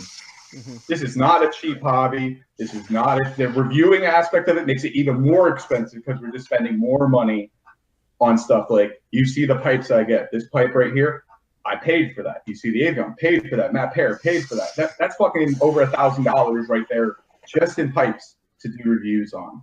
So, and tobacco. We all know tobacco is not cheap, and coals in the United States are expensive versus the rest of the world. When you're spending $13, $14 a kilo, versus in Europe, you can get good coals for $5 a kilo. Or tobacco. Tobacco is maybe the one thing that we have the ability to get more inexpensively than the rest of the world. But at the same token, you buy 6 flavors at $18 a pop, it's expensive. Yeah, that's a really good point. And that's another, I think you phrased that perfectly, because the big thing I would tell people not to do is don't get into reviewing because you think you're going to get free product. That's not how it works. Just because you're reviewing, you're not going to get free product. And then if you are getting free product, that means you're probably putting out enough reviews where you're taking up a substantial amount of your time. And then it changes it from everyone talks about free product. I'm like, hey, guy, I spend 20 hours a week minimum on this, and I do it for free. Yeah, a niche company is not gonna see you do 3 reviews on Alfalfa tobacco and say, oh man, I gotta get this person and send them out this ton of stuff so they can do the reviews. No, it's having the catalog, having the history, having the presence in communities, if that's your foray and stuff like that. That's what a company will look for, as far as somebody who has stature in certain ways, has good production, has good information, has been fair. That's what people are looking for from the company side. Like, I've hooked up other reviewers with companies that I've worked with, as far as being like, hey, this is a really good reviewer. He's, he, she, because it's gone on both genders, but this person I think is really unbiased and really open to trying new things. You should maybe think about sending them out some stuff to check out. So now, it takes time. Now with the bias, now with a name like Haze Queen, people will think that she is biased towards Haze tobacco. Now, do you think with a name like that she would be able to branch out and do other tobaccos? I love Desira, but I've said this to her. I like her reviews. I've watched them, and I've agreed with her on a lot of them. Some I haven't, but we all have our flavors that we like and dislike. Mm-hmm. But yeah, I think that the name is extremely difficult to work with. Mm-hmm. It personally, if I didn't know Desira and I was on YouTube and I see somebody named the Black Lava King, the Tangiers Master, all that kind of shit, I'm not going to take their stuff totally to heart when they're reviewing. You do agree that there is a place, like say someone does like Haze or someone does like Tangiers, they can watch. As long as you have enough reviews in your catalog where I can watch and you don't like a flavor or you give honest feedback, like Desira has, and that's why I put her in a different catalog of other people that I will, look at with brand specific names. She has done some great reviews lately, and they've actually matched up to my own experiences, which I don't have to. For me to respect a reviewer, I don't have to agree with them. I don't have to experience the same thing. But when I do, especially on a product I didn't really like, I give respect for that, especially when your name is blank whatever for brand. So yeah. It really depends on your catalog and how thorough you've been and how honest you've been about product that you don't like. I could see that. I mean, YouTube is a big space. The internet is a big space. I personally feel if someone wants to do a reviewing style, tailored a certain way, and they want to say things, whatever, I can have my own opinion, but they're more than free to do whatever they want. There's nothing wrong with it. It's really hard for a brand to send you product when you have a name like that. Yeah, and there's nothing wrong with like tripling down on a niche. You just have to understand that if you've got a name like Haze Queen, for instance, you're probably going to be pretty limited to working with Haze products because you're going to have this bias towards Haze that's built right in to your persona online, which I think, again, is fine. I think it just might be a little bit limiting in how far your reach actually becomes. I think that the other issue would be the fact that, say you like a brand today, you might not like that brand in a year. Mm-hmm. Say if I was the Alchemist, whatever, and I liked that brand when they first came out. The Alchemist Wizard. Yeah, the Alchemist Wizard. Like, let's just say that was my name, and I built a following. It is now. Whatever subscribers. Yeah, for real. But let's just say I built a channel around that name, and then that brand goes to complete trash. Mm-hmm. What do you do at that point? Do you rebrand and restart your whole channel? Mm-hmm. You put yourself in a position where you're locked with that brand. So, like, Haze is still, good. I mean, they're still working through a lot of their stuff with the new facilities and how they're doing flavors. But, like, if I started hating that brand, if that was my name, the Haze King, mm-hmm. I don't know how I would be able to run my channel if I stopped using their products at all. You know what I mean? Yeah. Now, I think we might have Matt back. Uh-oh. I think so for a little while. At least until my phone overheats and dies again. Okay. My computer's at 78, so I don't know if it's going to last. So I know we've been going on for a while. I want to wrap this up really quickly. There's two topics I want to talk about. And the first topic is money in, like, reviewing. Like, I'm a big advocate that I would love to see reviewers get sponsored by things that aren't hookah related, like Dollar Shave Club or other things like that, or Audible or something like that. And I feel like the first reviewer that does it would be good for all the other reviewers to follow. I know the hookah community on YouTube is very frowned upon by YouTube because we all promote tobacco, but I do think that reviewers, there is a possibility to be sponsored by individuals or entities without being biased. Now, how you do that is a topic for a completely another video, because that's going to take hours on hours, and we can debate what's the proper way and what's not the proper way. Now, I want to get your thoughts. Is there a possibility for reviewers to have some kind of other revenue coming in through sponsorships that is not based on ad revenue? Because I'll tell you right now, my ad revenue is like $7, and I don't get paid from YouTube for my videos. I don't get paid from anyone. I only get paid from my job. Now, do you guys agree that maybe down the line, maybe not right now, but sponsorships could take precedent in the future?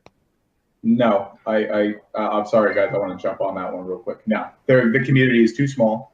Not even just the Facebook enthusiast community, but the community as a whole of the U.S. hookah smokers in that avenue is way too small. Most people just go to their local smoke shop and buy Fumari, Alfacher, Starbuzz, those brands that have mass market appeal. So no, I don't think so. Even on a channel, and look at most of the review channels. They're very low subscribers, even for being around for 5 years. You have some that have been around for 5-6 years that don't even have 1,000. I mean, there's no. I don't see the way of monetizing. And I do understand, because your sub count does play big into if a company wants to sponsor you, because if they're not going to sponsor someone with one sub, regardless they're of how also many not going to views. sponsor somebody sitting on their couch telling you how a flavor is. I see Well, that point. Sitting on the couch, because there are other reviewers for other products that will get sponsorship for different review other revenues.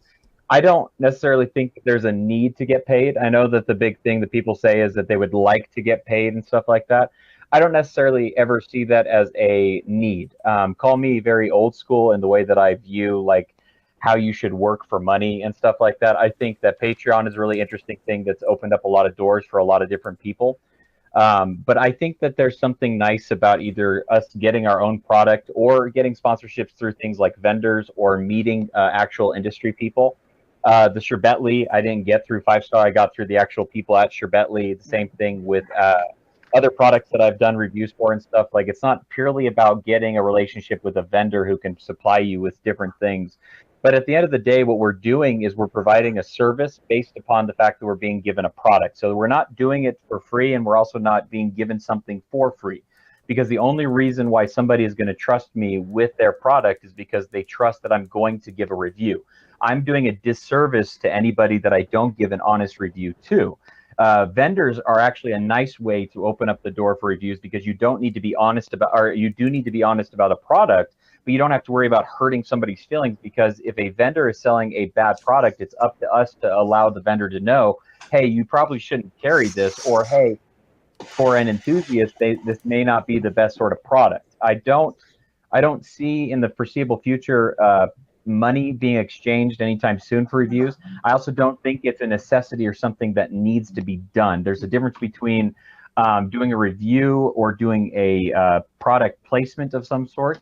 So my computer just came back up, so I'm going to leave this crappy cell phone and go to the computer real quick. I don't think we're going to be on much longer, so don't even worry about the computer. Okay. I have one more question after this, but do you think the companies have the ability to sponsor a reviewer because they like the way they present said material, even if it's not their material? But like, say at the beginning of your video, you're talking about, hey, so-and-so here. Really quickly, this video is sponsored by XYZ company, and then you go forward with whatever video that is. Now, you're giving the shout-out to said company, but you're not biasly reviewing that company's thing. Like, can that company... You killed you with that one line, you've killed your credibility. Here's the thing. I think this is being framed in a really poor way right now. I disagree with the fact that people shouldn't get paid for doing this thing. Mm-hmm. But right now, for instance, no one that's around right now really deserves to be paid for the content that's being posted. Gaming, huge. The content in gaming is so well produced and it's so plentiful that it makes sense. Yeah. But is that the catch-22 of the money is there, which drives the content to be better because the financial ability is there. But you don't need that much money. You don't need that much money to make good content. You need passion, time, and a head on your shoulders. No, but good production costs a lot of money. Yeah, so save your fucking money and buy a DSLR. Yeah, well, that's what I'm saying is a lot of good production comes with rigs of $1,000 cameras and, that multiple $1,000s worth of computer equipment and sound equipment and all that kind of stuff. But so, if you look even at gaming, channels. I'm actually going to finish this thought process, because this is pretty important, I think, because I think it's being worded and angled the wrong way. For people to get paid right now in the current climate, absolutely not. People are complaining that there's not that many people watching this content, and if I was someone coming in to watch this content, I wouldn't be that pumped about it because the production, quite frankly, isn't there when you look at the entire thing as a genre. There's maybe 3 to 6 people that are really putting out quality that would be considered good YouTube content. Now, as far as like getting sponsors, that's tricky, right? Because if you can't be sponsored by tobacco, first of all. There's a lot of legislation that goes with an actual tobacco product sponsoring a video for money. But in the hookah industry, there is something where if a coal manufacturer or a pipe manufacturer, there's actually no well, it's gray, but there's no actual black and white legislation. So that'd be something to look into. The big thing is if you're a channel and you want to make money, you need to think of a couple things. Firstly, say you have 1,000 subscribers on YouTube, but you're a hookah reviewer. You're operating within a niche market, so that pull of 1,000 subscribers, actually, relatively, the market share is actually much larger. So if you have 1,000 subscribers in the hookah community, if you were doing gaming, you probably have something closer to 20,000 because the market's that much bigger. So there is such a thing as being paid to provide knowledge of a product to a niche community. Now, if someone is going to get paid, it's not going to be anyone who's doing what they're doing the way they're doing it right now.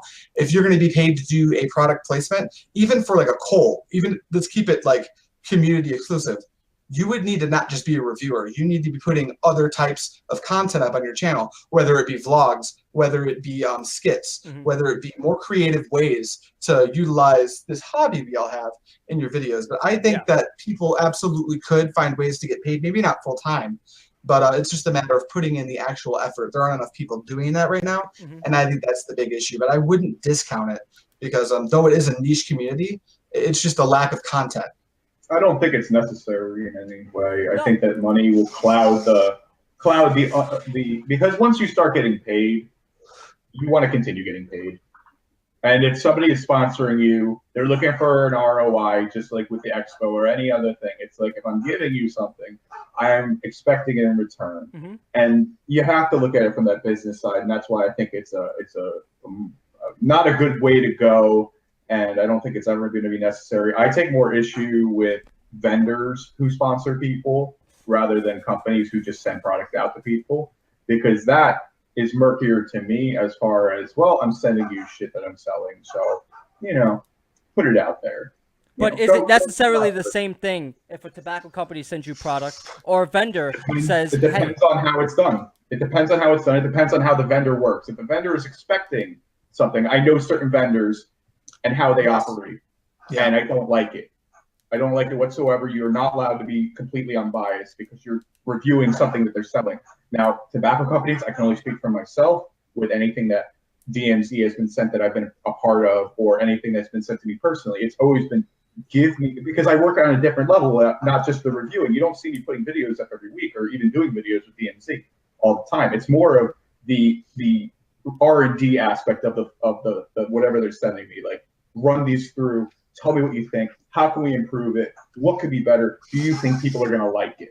So that's more, I come from a little different frame of reference than just the YouTube. Well, I do think that in my experience with vendors sending me stuff, it's been that exact same thing what you're saying, is that I would get a product. It depends on what vendors. Obviously, not everything is run the same way, but if a vendor sends me something and they say, hey, I'm going to send you this product, let me know the feedback. Now, if I decide to go and make a YouTube video based on it because I do like it, and I do decide to shout out that vendor who sent me it, where is the black and white? Where is the gray area? Well, there's certain vendors that make you put their logo and make, they're sending you a product, you're going to do a review on it. Yeah. I'll be completely transparent. I worked with hookah-shisha. Not once have they ever told me to put their logo. I thought it looked nice, and it allowed people to have that visual connection of where I got it because I had a working relationship with hookah-shisha. But not once have they ever sent me something that was something that I did not want. Maybe they threw something in there, but for every single time I worked with them, they allowed me to pick what I wanted. So I would pick what I want to review ahead of time and then choose that to be sent to me. Now, then I would do a review based on the stuff that I chose to review ahead of time. So when it comes to me, I'd be like, hey, I got this from so-and-so vendor. this is my thoughts, blah, blah, blah. But I was never told, hey, you have to make a said review on a product that we sent. And there's been times where I made no reviews off of products that were sent to me. And if you want to, like I said, it depends on the company that Yes. you work with. and if you want to, if you want to be a completely unbiased reviewer, you got to be really careful. I actually recently stopped working with 5-Star Hookah, and not because of anything that they did, but at some point you have to understand that people like Alex from 5-Star, they are running a business. They are trying to make money, and it does look bad when you're sitting here giving a negative review, where some products do absolutely deserve negative reviews. And I think people should be putting out content on negative reviews. A lot of people frame it as, well, if I don't like it, I won't review it.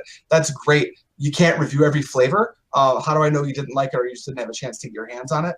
But when I ended up leaving 5-Star because I wanted to start doing these negative reviews, and I didn't want 5-Star to be affiliated with that in any way because they are a business. Mm-hmm. So if you're going to review something in a negative light, you have to be extremely careful, because in a small way you can hurt certain businesses that may not necessarily deserve to be hit in that way. Yeah, and like you just said, say that I'm reviewing for 5-Star, and I put up a video that slams something or just raises negative points that I don't like. That goes back to them from the company that they bought from. So that's where the murky water comes in with sponsorships. I see that. I personally just think it's better off just doing your own thing, buying your own stuff. If you get to a point where companies trust you, trust your judgment, trust the way you do things, and they want to send you stuff, and then you work out your arrangement with them. It's like, hey, you send me, and I'll be completely honest. I have people that send me stuff, and I say, hey, I'm not promising you a review. I'm not promising you exposure. I'm not promising you anything. If I like it, I'll talk about it. If I don't like it, I probably won't talk about it, because I don't really like doing negative reviews. If I do review something, I probably like it. I think that negative reviews are important, though, in a lot of ways. Two flavors that I got from 5-Star, Alamir Tropical Splash, I gave a poor review for. The Grow a Pair, I'm still talking to Raphael because I don't know if I just got a bad batch or what, but I think you have a bad batch, bro. I've been running through that, and it's pretty damn good. See, the first bowl I had was a little like, and then after that, it was like, I'm okay with not doing a review based on something having a bad batch, because I think that's a much different critique. But like the Tropical Splash is not very good, and I was very candid in the way that I framed it and said, like, this isn't good. I mixed it with some other flavors to bring out what I thought was supposed to be there, but if you can't smoke it on its own, I don't think it's good. Exactly. I got that from 5-Star, and I've not heard any negative critiques based upon it, at least not yet. Maybe now I will. I don't know. But I think that negative reviews are as much important in this industry as a good review. I do think that bad products should be talked about in the same light as good products, to give the highlight towards the community as what should or shouldn't be followed upon.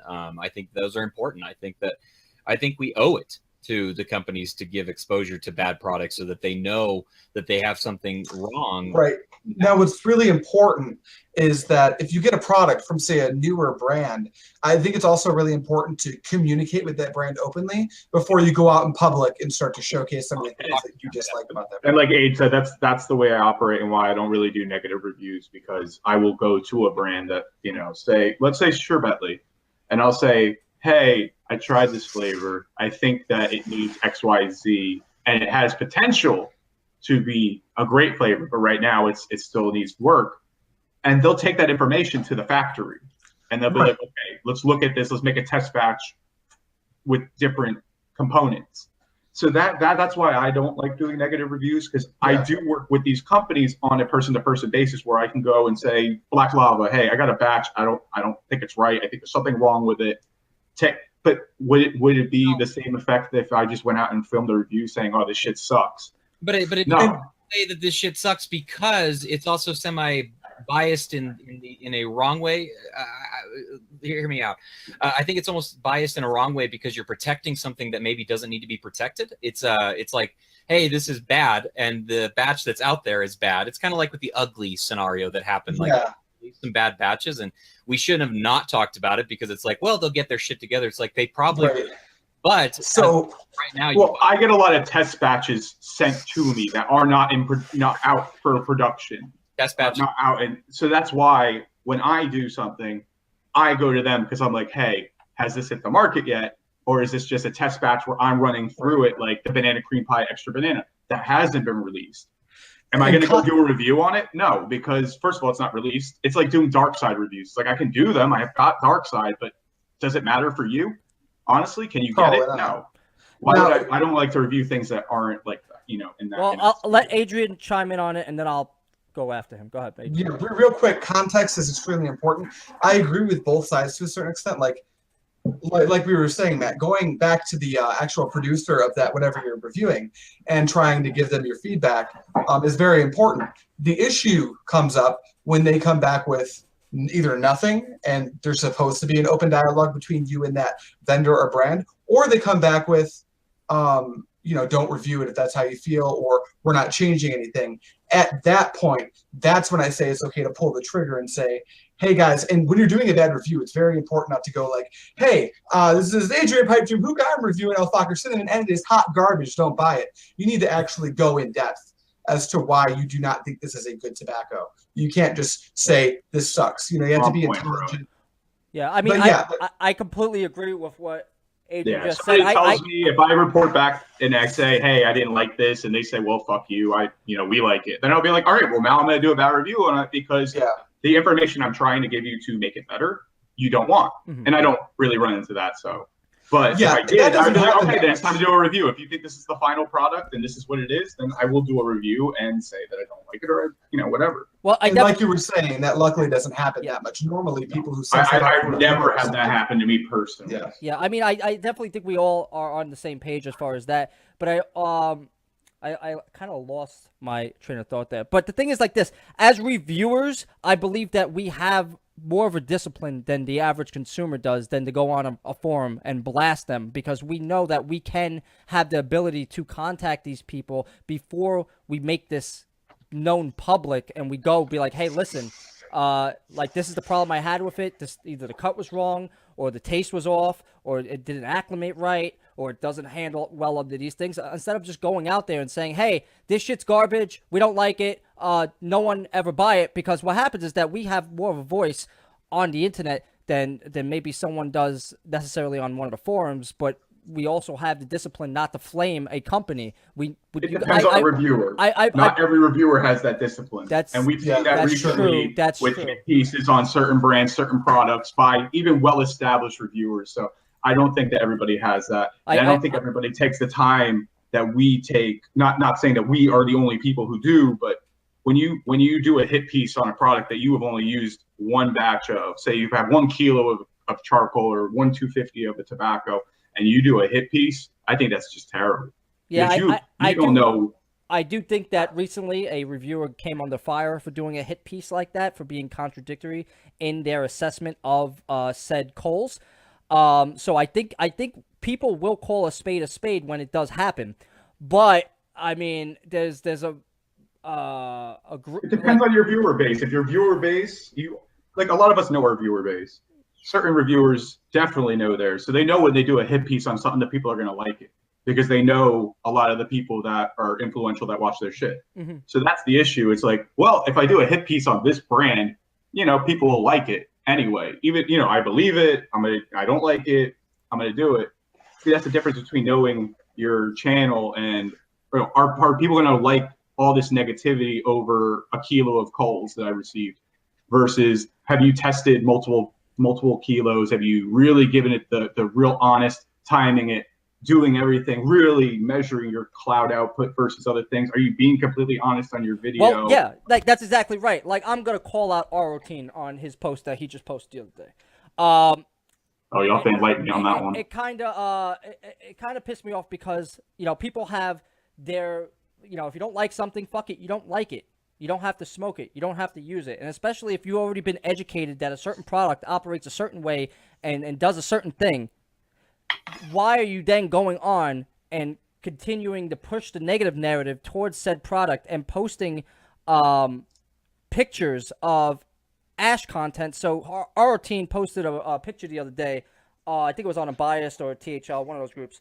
And he basically dumped all the ash from the whole night, saying that he had to use, normally he uses 1 kilo of coals. He had to use 3 kilos of superior coals this time around. And he dumped all the ash from the entire night on top of the burner, staging it to make it seem like that on the burner, it ashes so much that it creates this cloud or this mound of ash, which was not only untrue, but also he was called out because there was a cigarette butt inside of that mound of ash that he poured on top. So basically what he did at the end of the night, he went around and emptied out all the trays, put it and saved it just to take this picture to try to discredit a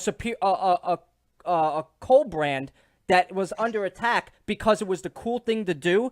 Well, that's why he knows, and I'll take the rap for this one because this one pisses me off. I didn't know about that, but I know Arden well. Well, he deleted his post because he got flamed and called I wouldn't out. have seen it anyway because I'm not an unbiased or THL. But the thing is, some people do things for the right reasons, like we're trying to do stuff for the community. We're trying to do stuff that we get honest information out there. Some other people are trying to be friends with other people. Oh, if I trash this brand, that guy's going to like me. It doesn't even have to be the brand. It's like, oh, these kind of guys who love that brand, they'll fucking love me if I trash this shit. And that's why I can't respect anything that guy says, because it's constantly like, okay, who's my friend this week? Okay, I'll trash this brand. You like me, right? Fuck that noise. I don't got no time for that shit. Yeah, I'm not that's a reviewer anyway. That's the issue. Like this happens too much. It's not just him. It's a lot of people that do stuff like this, jumping on the bandwagon and really flaming products. The way that he framed it, he really put together a hit piece. Now he put it togetger very poorly, fortunately for everyone. Well, it's Arden, so what do we expect? Well, I'm not here to bash Arlington, but I am. I'm not going to say I disagree with you or agree. You know where I stand, Travis. I love you. I just don't understand. Like, if you're comparing two coals together and one coal, like I've compared in the past, so Coconaro and New Coals, made relatively by the same company, two different errors in their coal making technology or in their formulas. I felt it was important to draw a distinction between the new tobacco coals, right? And the Coconaro coals that came out, because the Coconaro coals, universally, everyone has said they smell like a factory, like an oil factory or tire factory going off in your house. You could smell it from 3 rooms away. So I wanted to make sure I made the distinction that just because this overall umbrella company has made both these coals, they're not the same coal. And for doing that, I ended up being not only like ridiculed and attacked, but I felt it was elevating the new tobacco brand of coals. Could I have gone around it differently? Yes, but my intention wasn't to necessarily throw an entire brand underneath the bus, was to elevate another product. And I guess I could have handled that differently as well. You have to be very careful. You got to be careful about how you say something negative about a product. Like, for instance, Travis and I disagree on Superior Coals. He likes them. I don't like them. But just because I don't like a product doesn't mean you can go out and do a hit piece on a product like that when maybe they don't deserve it. Like Superiors, I don't like them. I would recommend them for people who only smoke Tangiers. Do I think there might be a better coal for Tangiers? Sure. But in the interest of talking about Superior, because that's what we were just talking about, they're low heat. They're relatively low heat to a lot of the coals in the market, and Tangiers loves that. So, on Black Lava, Azure. While we're on that topic, do you believe that a hit piece is more detrimental than saying nothing at all about a brand and it getting no coverage? It depends on how you do it, because if you do a hit piece like a couple of the real big reviewers that have a lot of respect in the communities, when you do that, you lose all that fucking respect you just had, because people see the personal bullshit, the untruths, the way you're doing it. It just kills your credibility at that point. So I think it's a poor form, and I think that it's. I mean, can you say that you're an unbiased reviewer and then do a hit piece?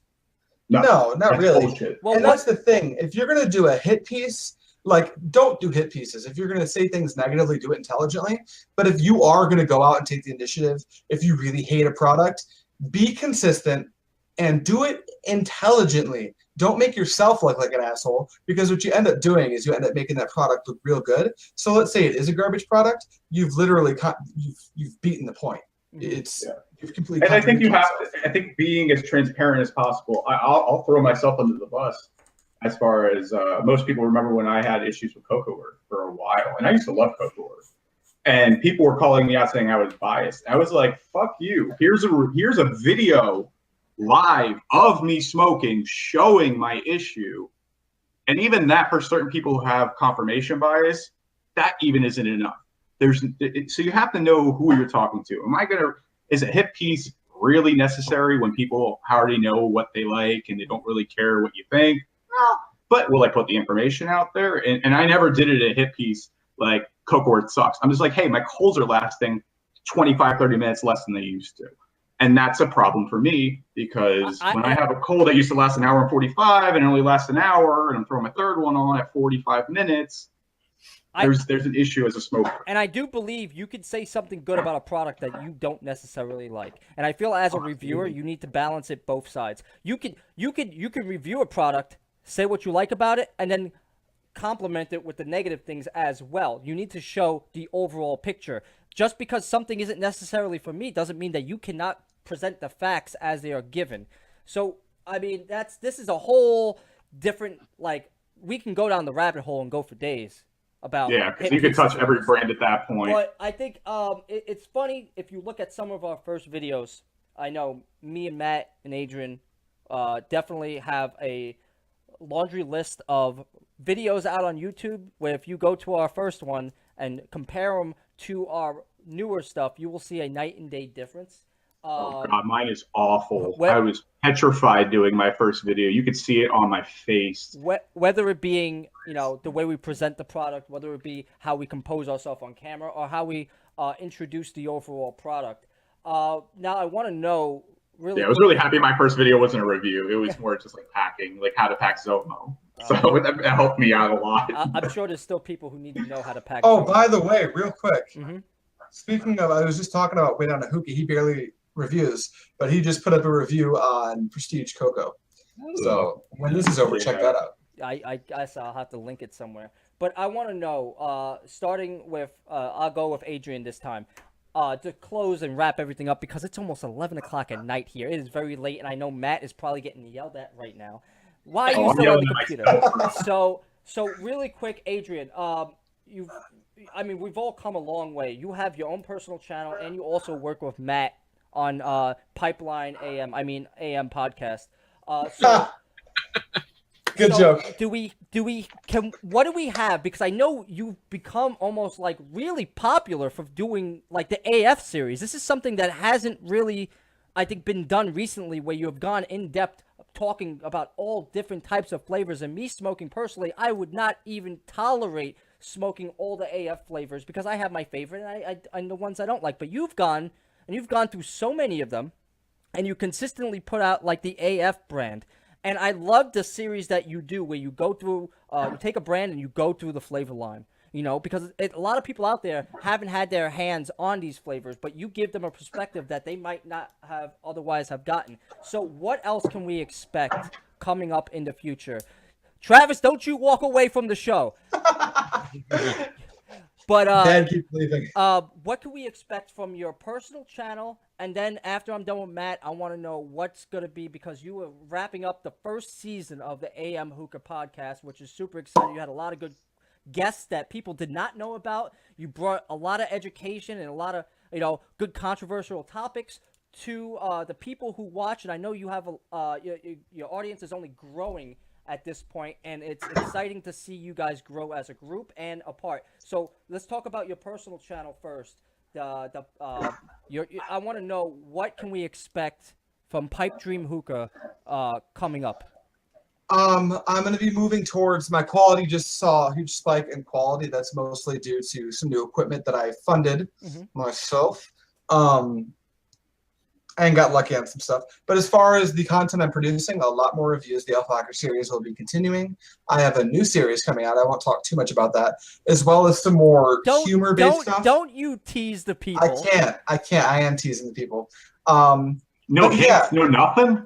It'll be another popular brand that I think doesn't see enough coverage these days. All right, gentlemen, you heard it here first. He's doing Fantasia. Adrian is going to be reviewing Fantasia. The Fantasia series.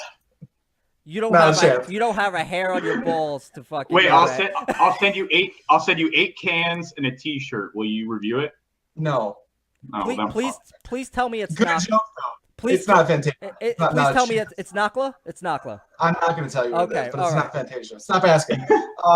But yeah, more reviews like that. The Alphacker series continues. I've got some more unique videos coming down. But yeah, the way I run my channel isn't, I don't chase the new stuff. I actually, my goal here is to have a gigantic library of different things for people to look at. I do go back in time and review old stuff. I do a lot of tutorials and junk, and you're going to see more videos from me per week coming up soon. I've actually been working my ass off to get some stuff backlogged and pre-edited so I can have stuff come out on the schedule.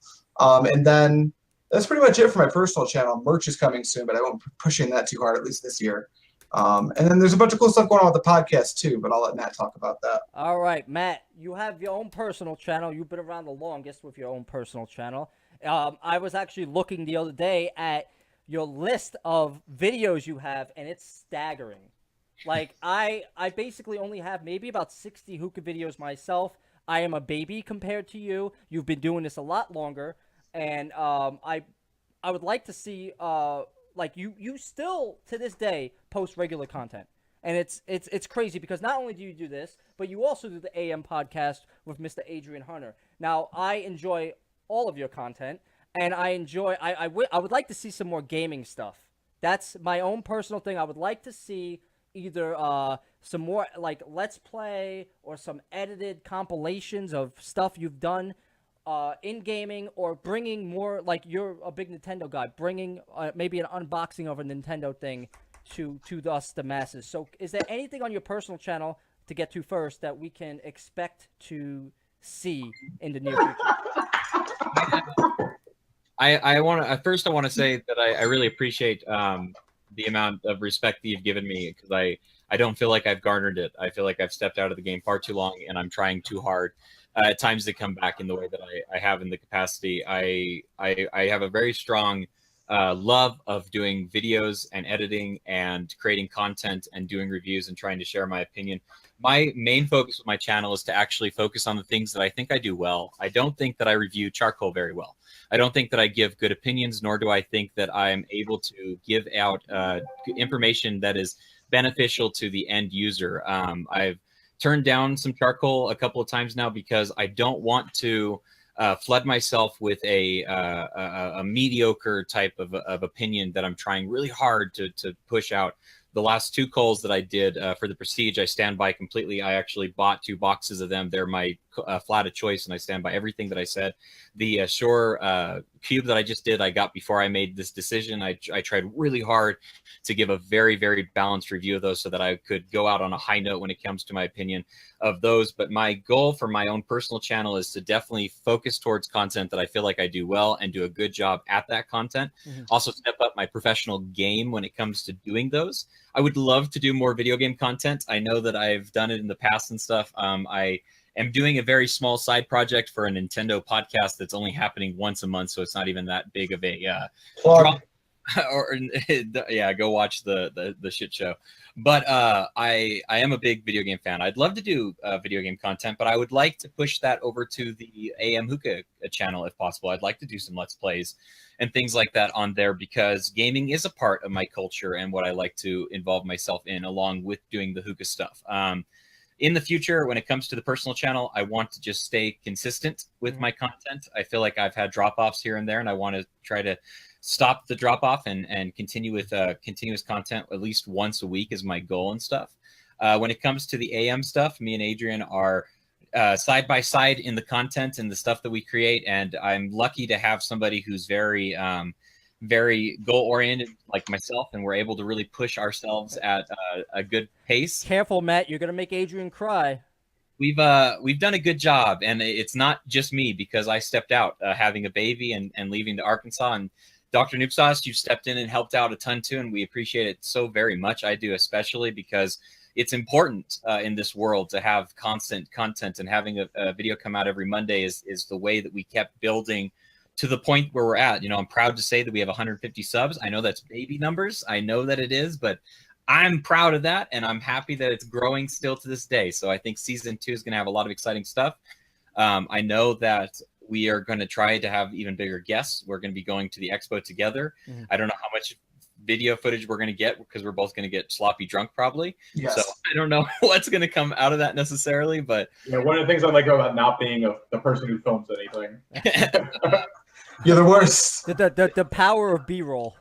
The only The only other goal that I have is to be a part of the community as a member, to really try to be a part of it in the commenting of trying to give any sort of slight knowledge that I may have and stuff, and just engaging in conversations.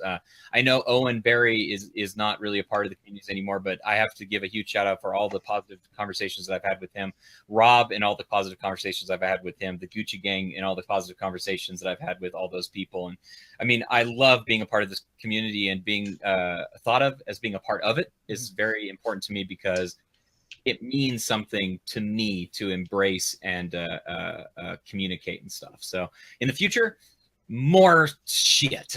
Well, I like it. Well, I was able to fill in on your absence when Adrian asked me to fill in. So now you were able to fill in last minute, so consider us even as far as that goes. But I look forward to seeing more content, especially if you guys don't know, 53,000 views on a reviewer of the wireless classic controller, and 32,000 views for a DVD player on the Wii. The best of content. So I'm going to share old videos with you, Chris. You got to put them back up, man. They have to go back up. Maybe. But Travis, DMZ. Now, Yes. you guys been posting a lot on the defensive recently, but I'm more interested, you being one of the leaders in the sub count, in the view counts, in the community, and your production value is through the roof. Basically, none of us can. Yeah, I give all the credit to the Wilson Dutch. on I that. know The Dutch master is brilliant. Because Dutch is a maniac when it comes to this stuff, and as he should be. This is his.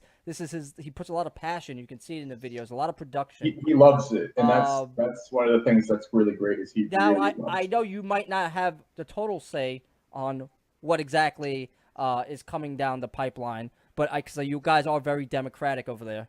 And you guys vote on what you want to talk about or what you don't want to talk about. And unlike me, I just put whatever. If I want to review a sock for 10 minutes, I can do that. Sock? It's a new sock. So, Travis, what can you share right now that we can look forward to? Now, I know you've done Russian pipes in the past. Is there anything else that we possibly could see? Yes, I should be having a few sent out from Russia, plus a few more that I'm buying myself. Are you talking about like hookah, Travis? Maze? What'd you say? Review the like smoke hookah? I am talking to Sergey about that. I want to get that, so I need to hear some feedback. I really want to see what it's all about in an unbiased, fair way, and I've never, See, for me, you guys know that I'm a pipe guy. I've got 20 pipes, and they're all unique in certain aspects, a lot of commonalities. So for me, with that, I'm looking forward to it and giving it a fair shake. But as far as DMZ TV, we do have some stuff we've been talking about returning to our roots a little bit, less reviews, more of the original intention of doing skits. He used to do a lot of skits that I think were really funny and good watches with lots of view counts. More lounges, more parties, more stuff like that differentiates DMZ as a brand versus the reviewing. Not that reviewing will be gone, because as long as I'm around, I would want to do reviews because that's what I enjoy the most. But for me personally, I really love Hookah University. This is a project that I take great pride in with Jeremy, with Kyle, with you, Chris, with Matt as one of our lead contributors, Sally, Allie, Colton, everybody who's a part. That's where my focus is. DMZ, I'll always be a part of, because I have a lot of love for that. Mm-hmm. But we have stuff coming out. I'm not going to give away too much information like Adrian or any information. Yeah, no. Well, I gave you more than I've given anybody else about returning to the roots. I gotta try to pressure you guys for as much information as possible. That's my job here. Yeah. So you better watch it. Take notes. That's what we have videos in the can at DMZ TV that I'm waiting for to come down. They were filmed before the bullshit. So it's just like, for me, I film. I don't control editing or when stuff comes out. But what I do control is my contribution to DMZ and my contribution to Hookah University, where I feel is very important for me to help steer the ship along with everybody else who's really active, because everybody plays a role. Doesn't matter if you're an admin, a mod, or just a member. So that's for me personally. That's where I like to put my content these days with DMZ TV. I can't wait to get back in the studio and start filming again.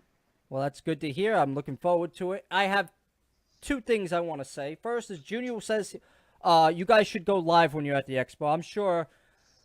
Tons of it. I'm sure it's gonna happen. Yeah, it's difficult though. I'll say that we did lives at TPE, but you're like so surrounded with your friends and all the shit going on. It's very difficult to take your attention away from meeting up with people that you've known for years. 5, 10 years you've known some of these people. Some of these people you've only known for 6 months, a year. But it's like you want to focus all your attention on the experience, even as somebody who likes to be on camera, likes to do reviews and lives and stuff like that. I don't touch my phone when I'm there. I'll take a few pictures, I'll post some stuff up, but I want to hang out with my boys. I think the most important question, the question that everyone has been asking, they've been saying, Noob Sauce, can you please answer this question? I'm like, I don't know. I'll ask the man himself. When is Husick going to release something new? Husick? Are you asking me? I have to. Husick? I don't even. It's not me. I've never talked to the company. Me. No. I'll answer. It. The people. I do. I know want to know. When the only thing I know is Mir is a really nice guy. He's a fellow yeshiva boy. He's part of my tribe. He's a really good guy. I've had conversations with him way before Husick arrived at the NGTV. I didn't know about that shit until I was there. I was like, what the fuck is that? So you can get me the skinny on the Husick 2.0 when it comes up.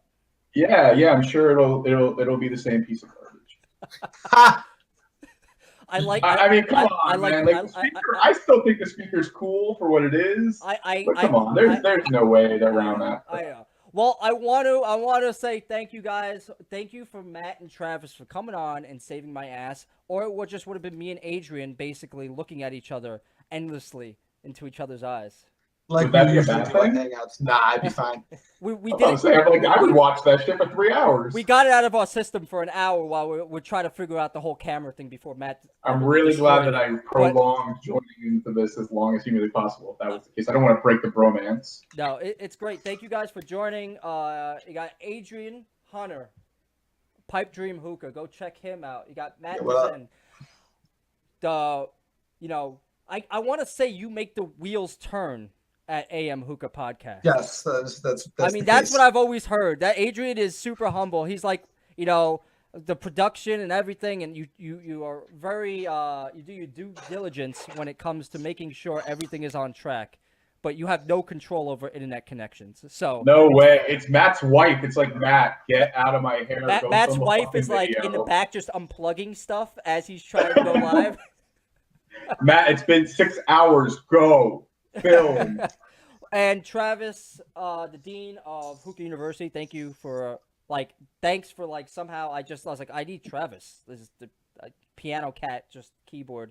And thank you for coming on here and finding time. So I appreciate it, guys. It was a pleasure. I was sad to hear that a couple of other people couldn't make it tonight, but I was really happy that I could help out and be a part of this conversation. The classroom will continue being a thing until I get bored of it, and we'll just see. Maybe we'll have him on. Maybe I'll send Sally out a router to her house. Maybe that. Wait, can we do like a bring your hookah to the library day?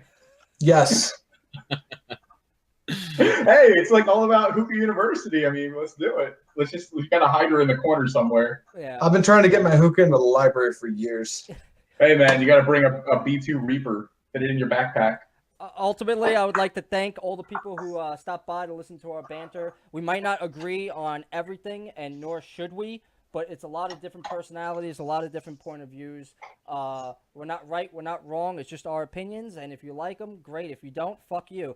And anyway, exactly. But thank you for the interaction and all that stuff. Thank you, Adrian, Matt, and Travis. Until next time, guys, thank you very much.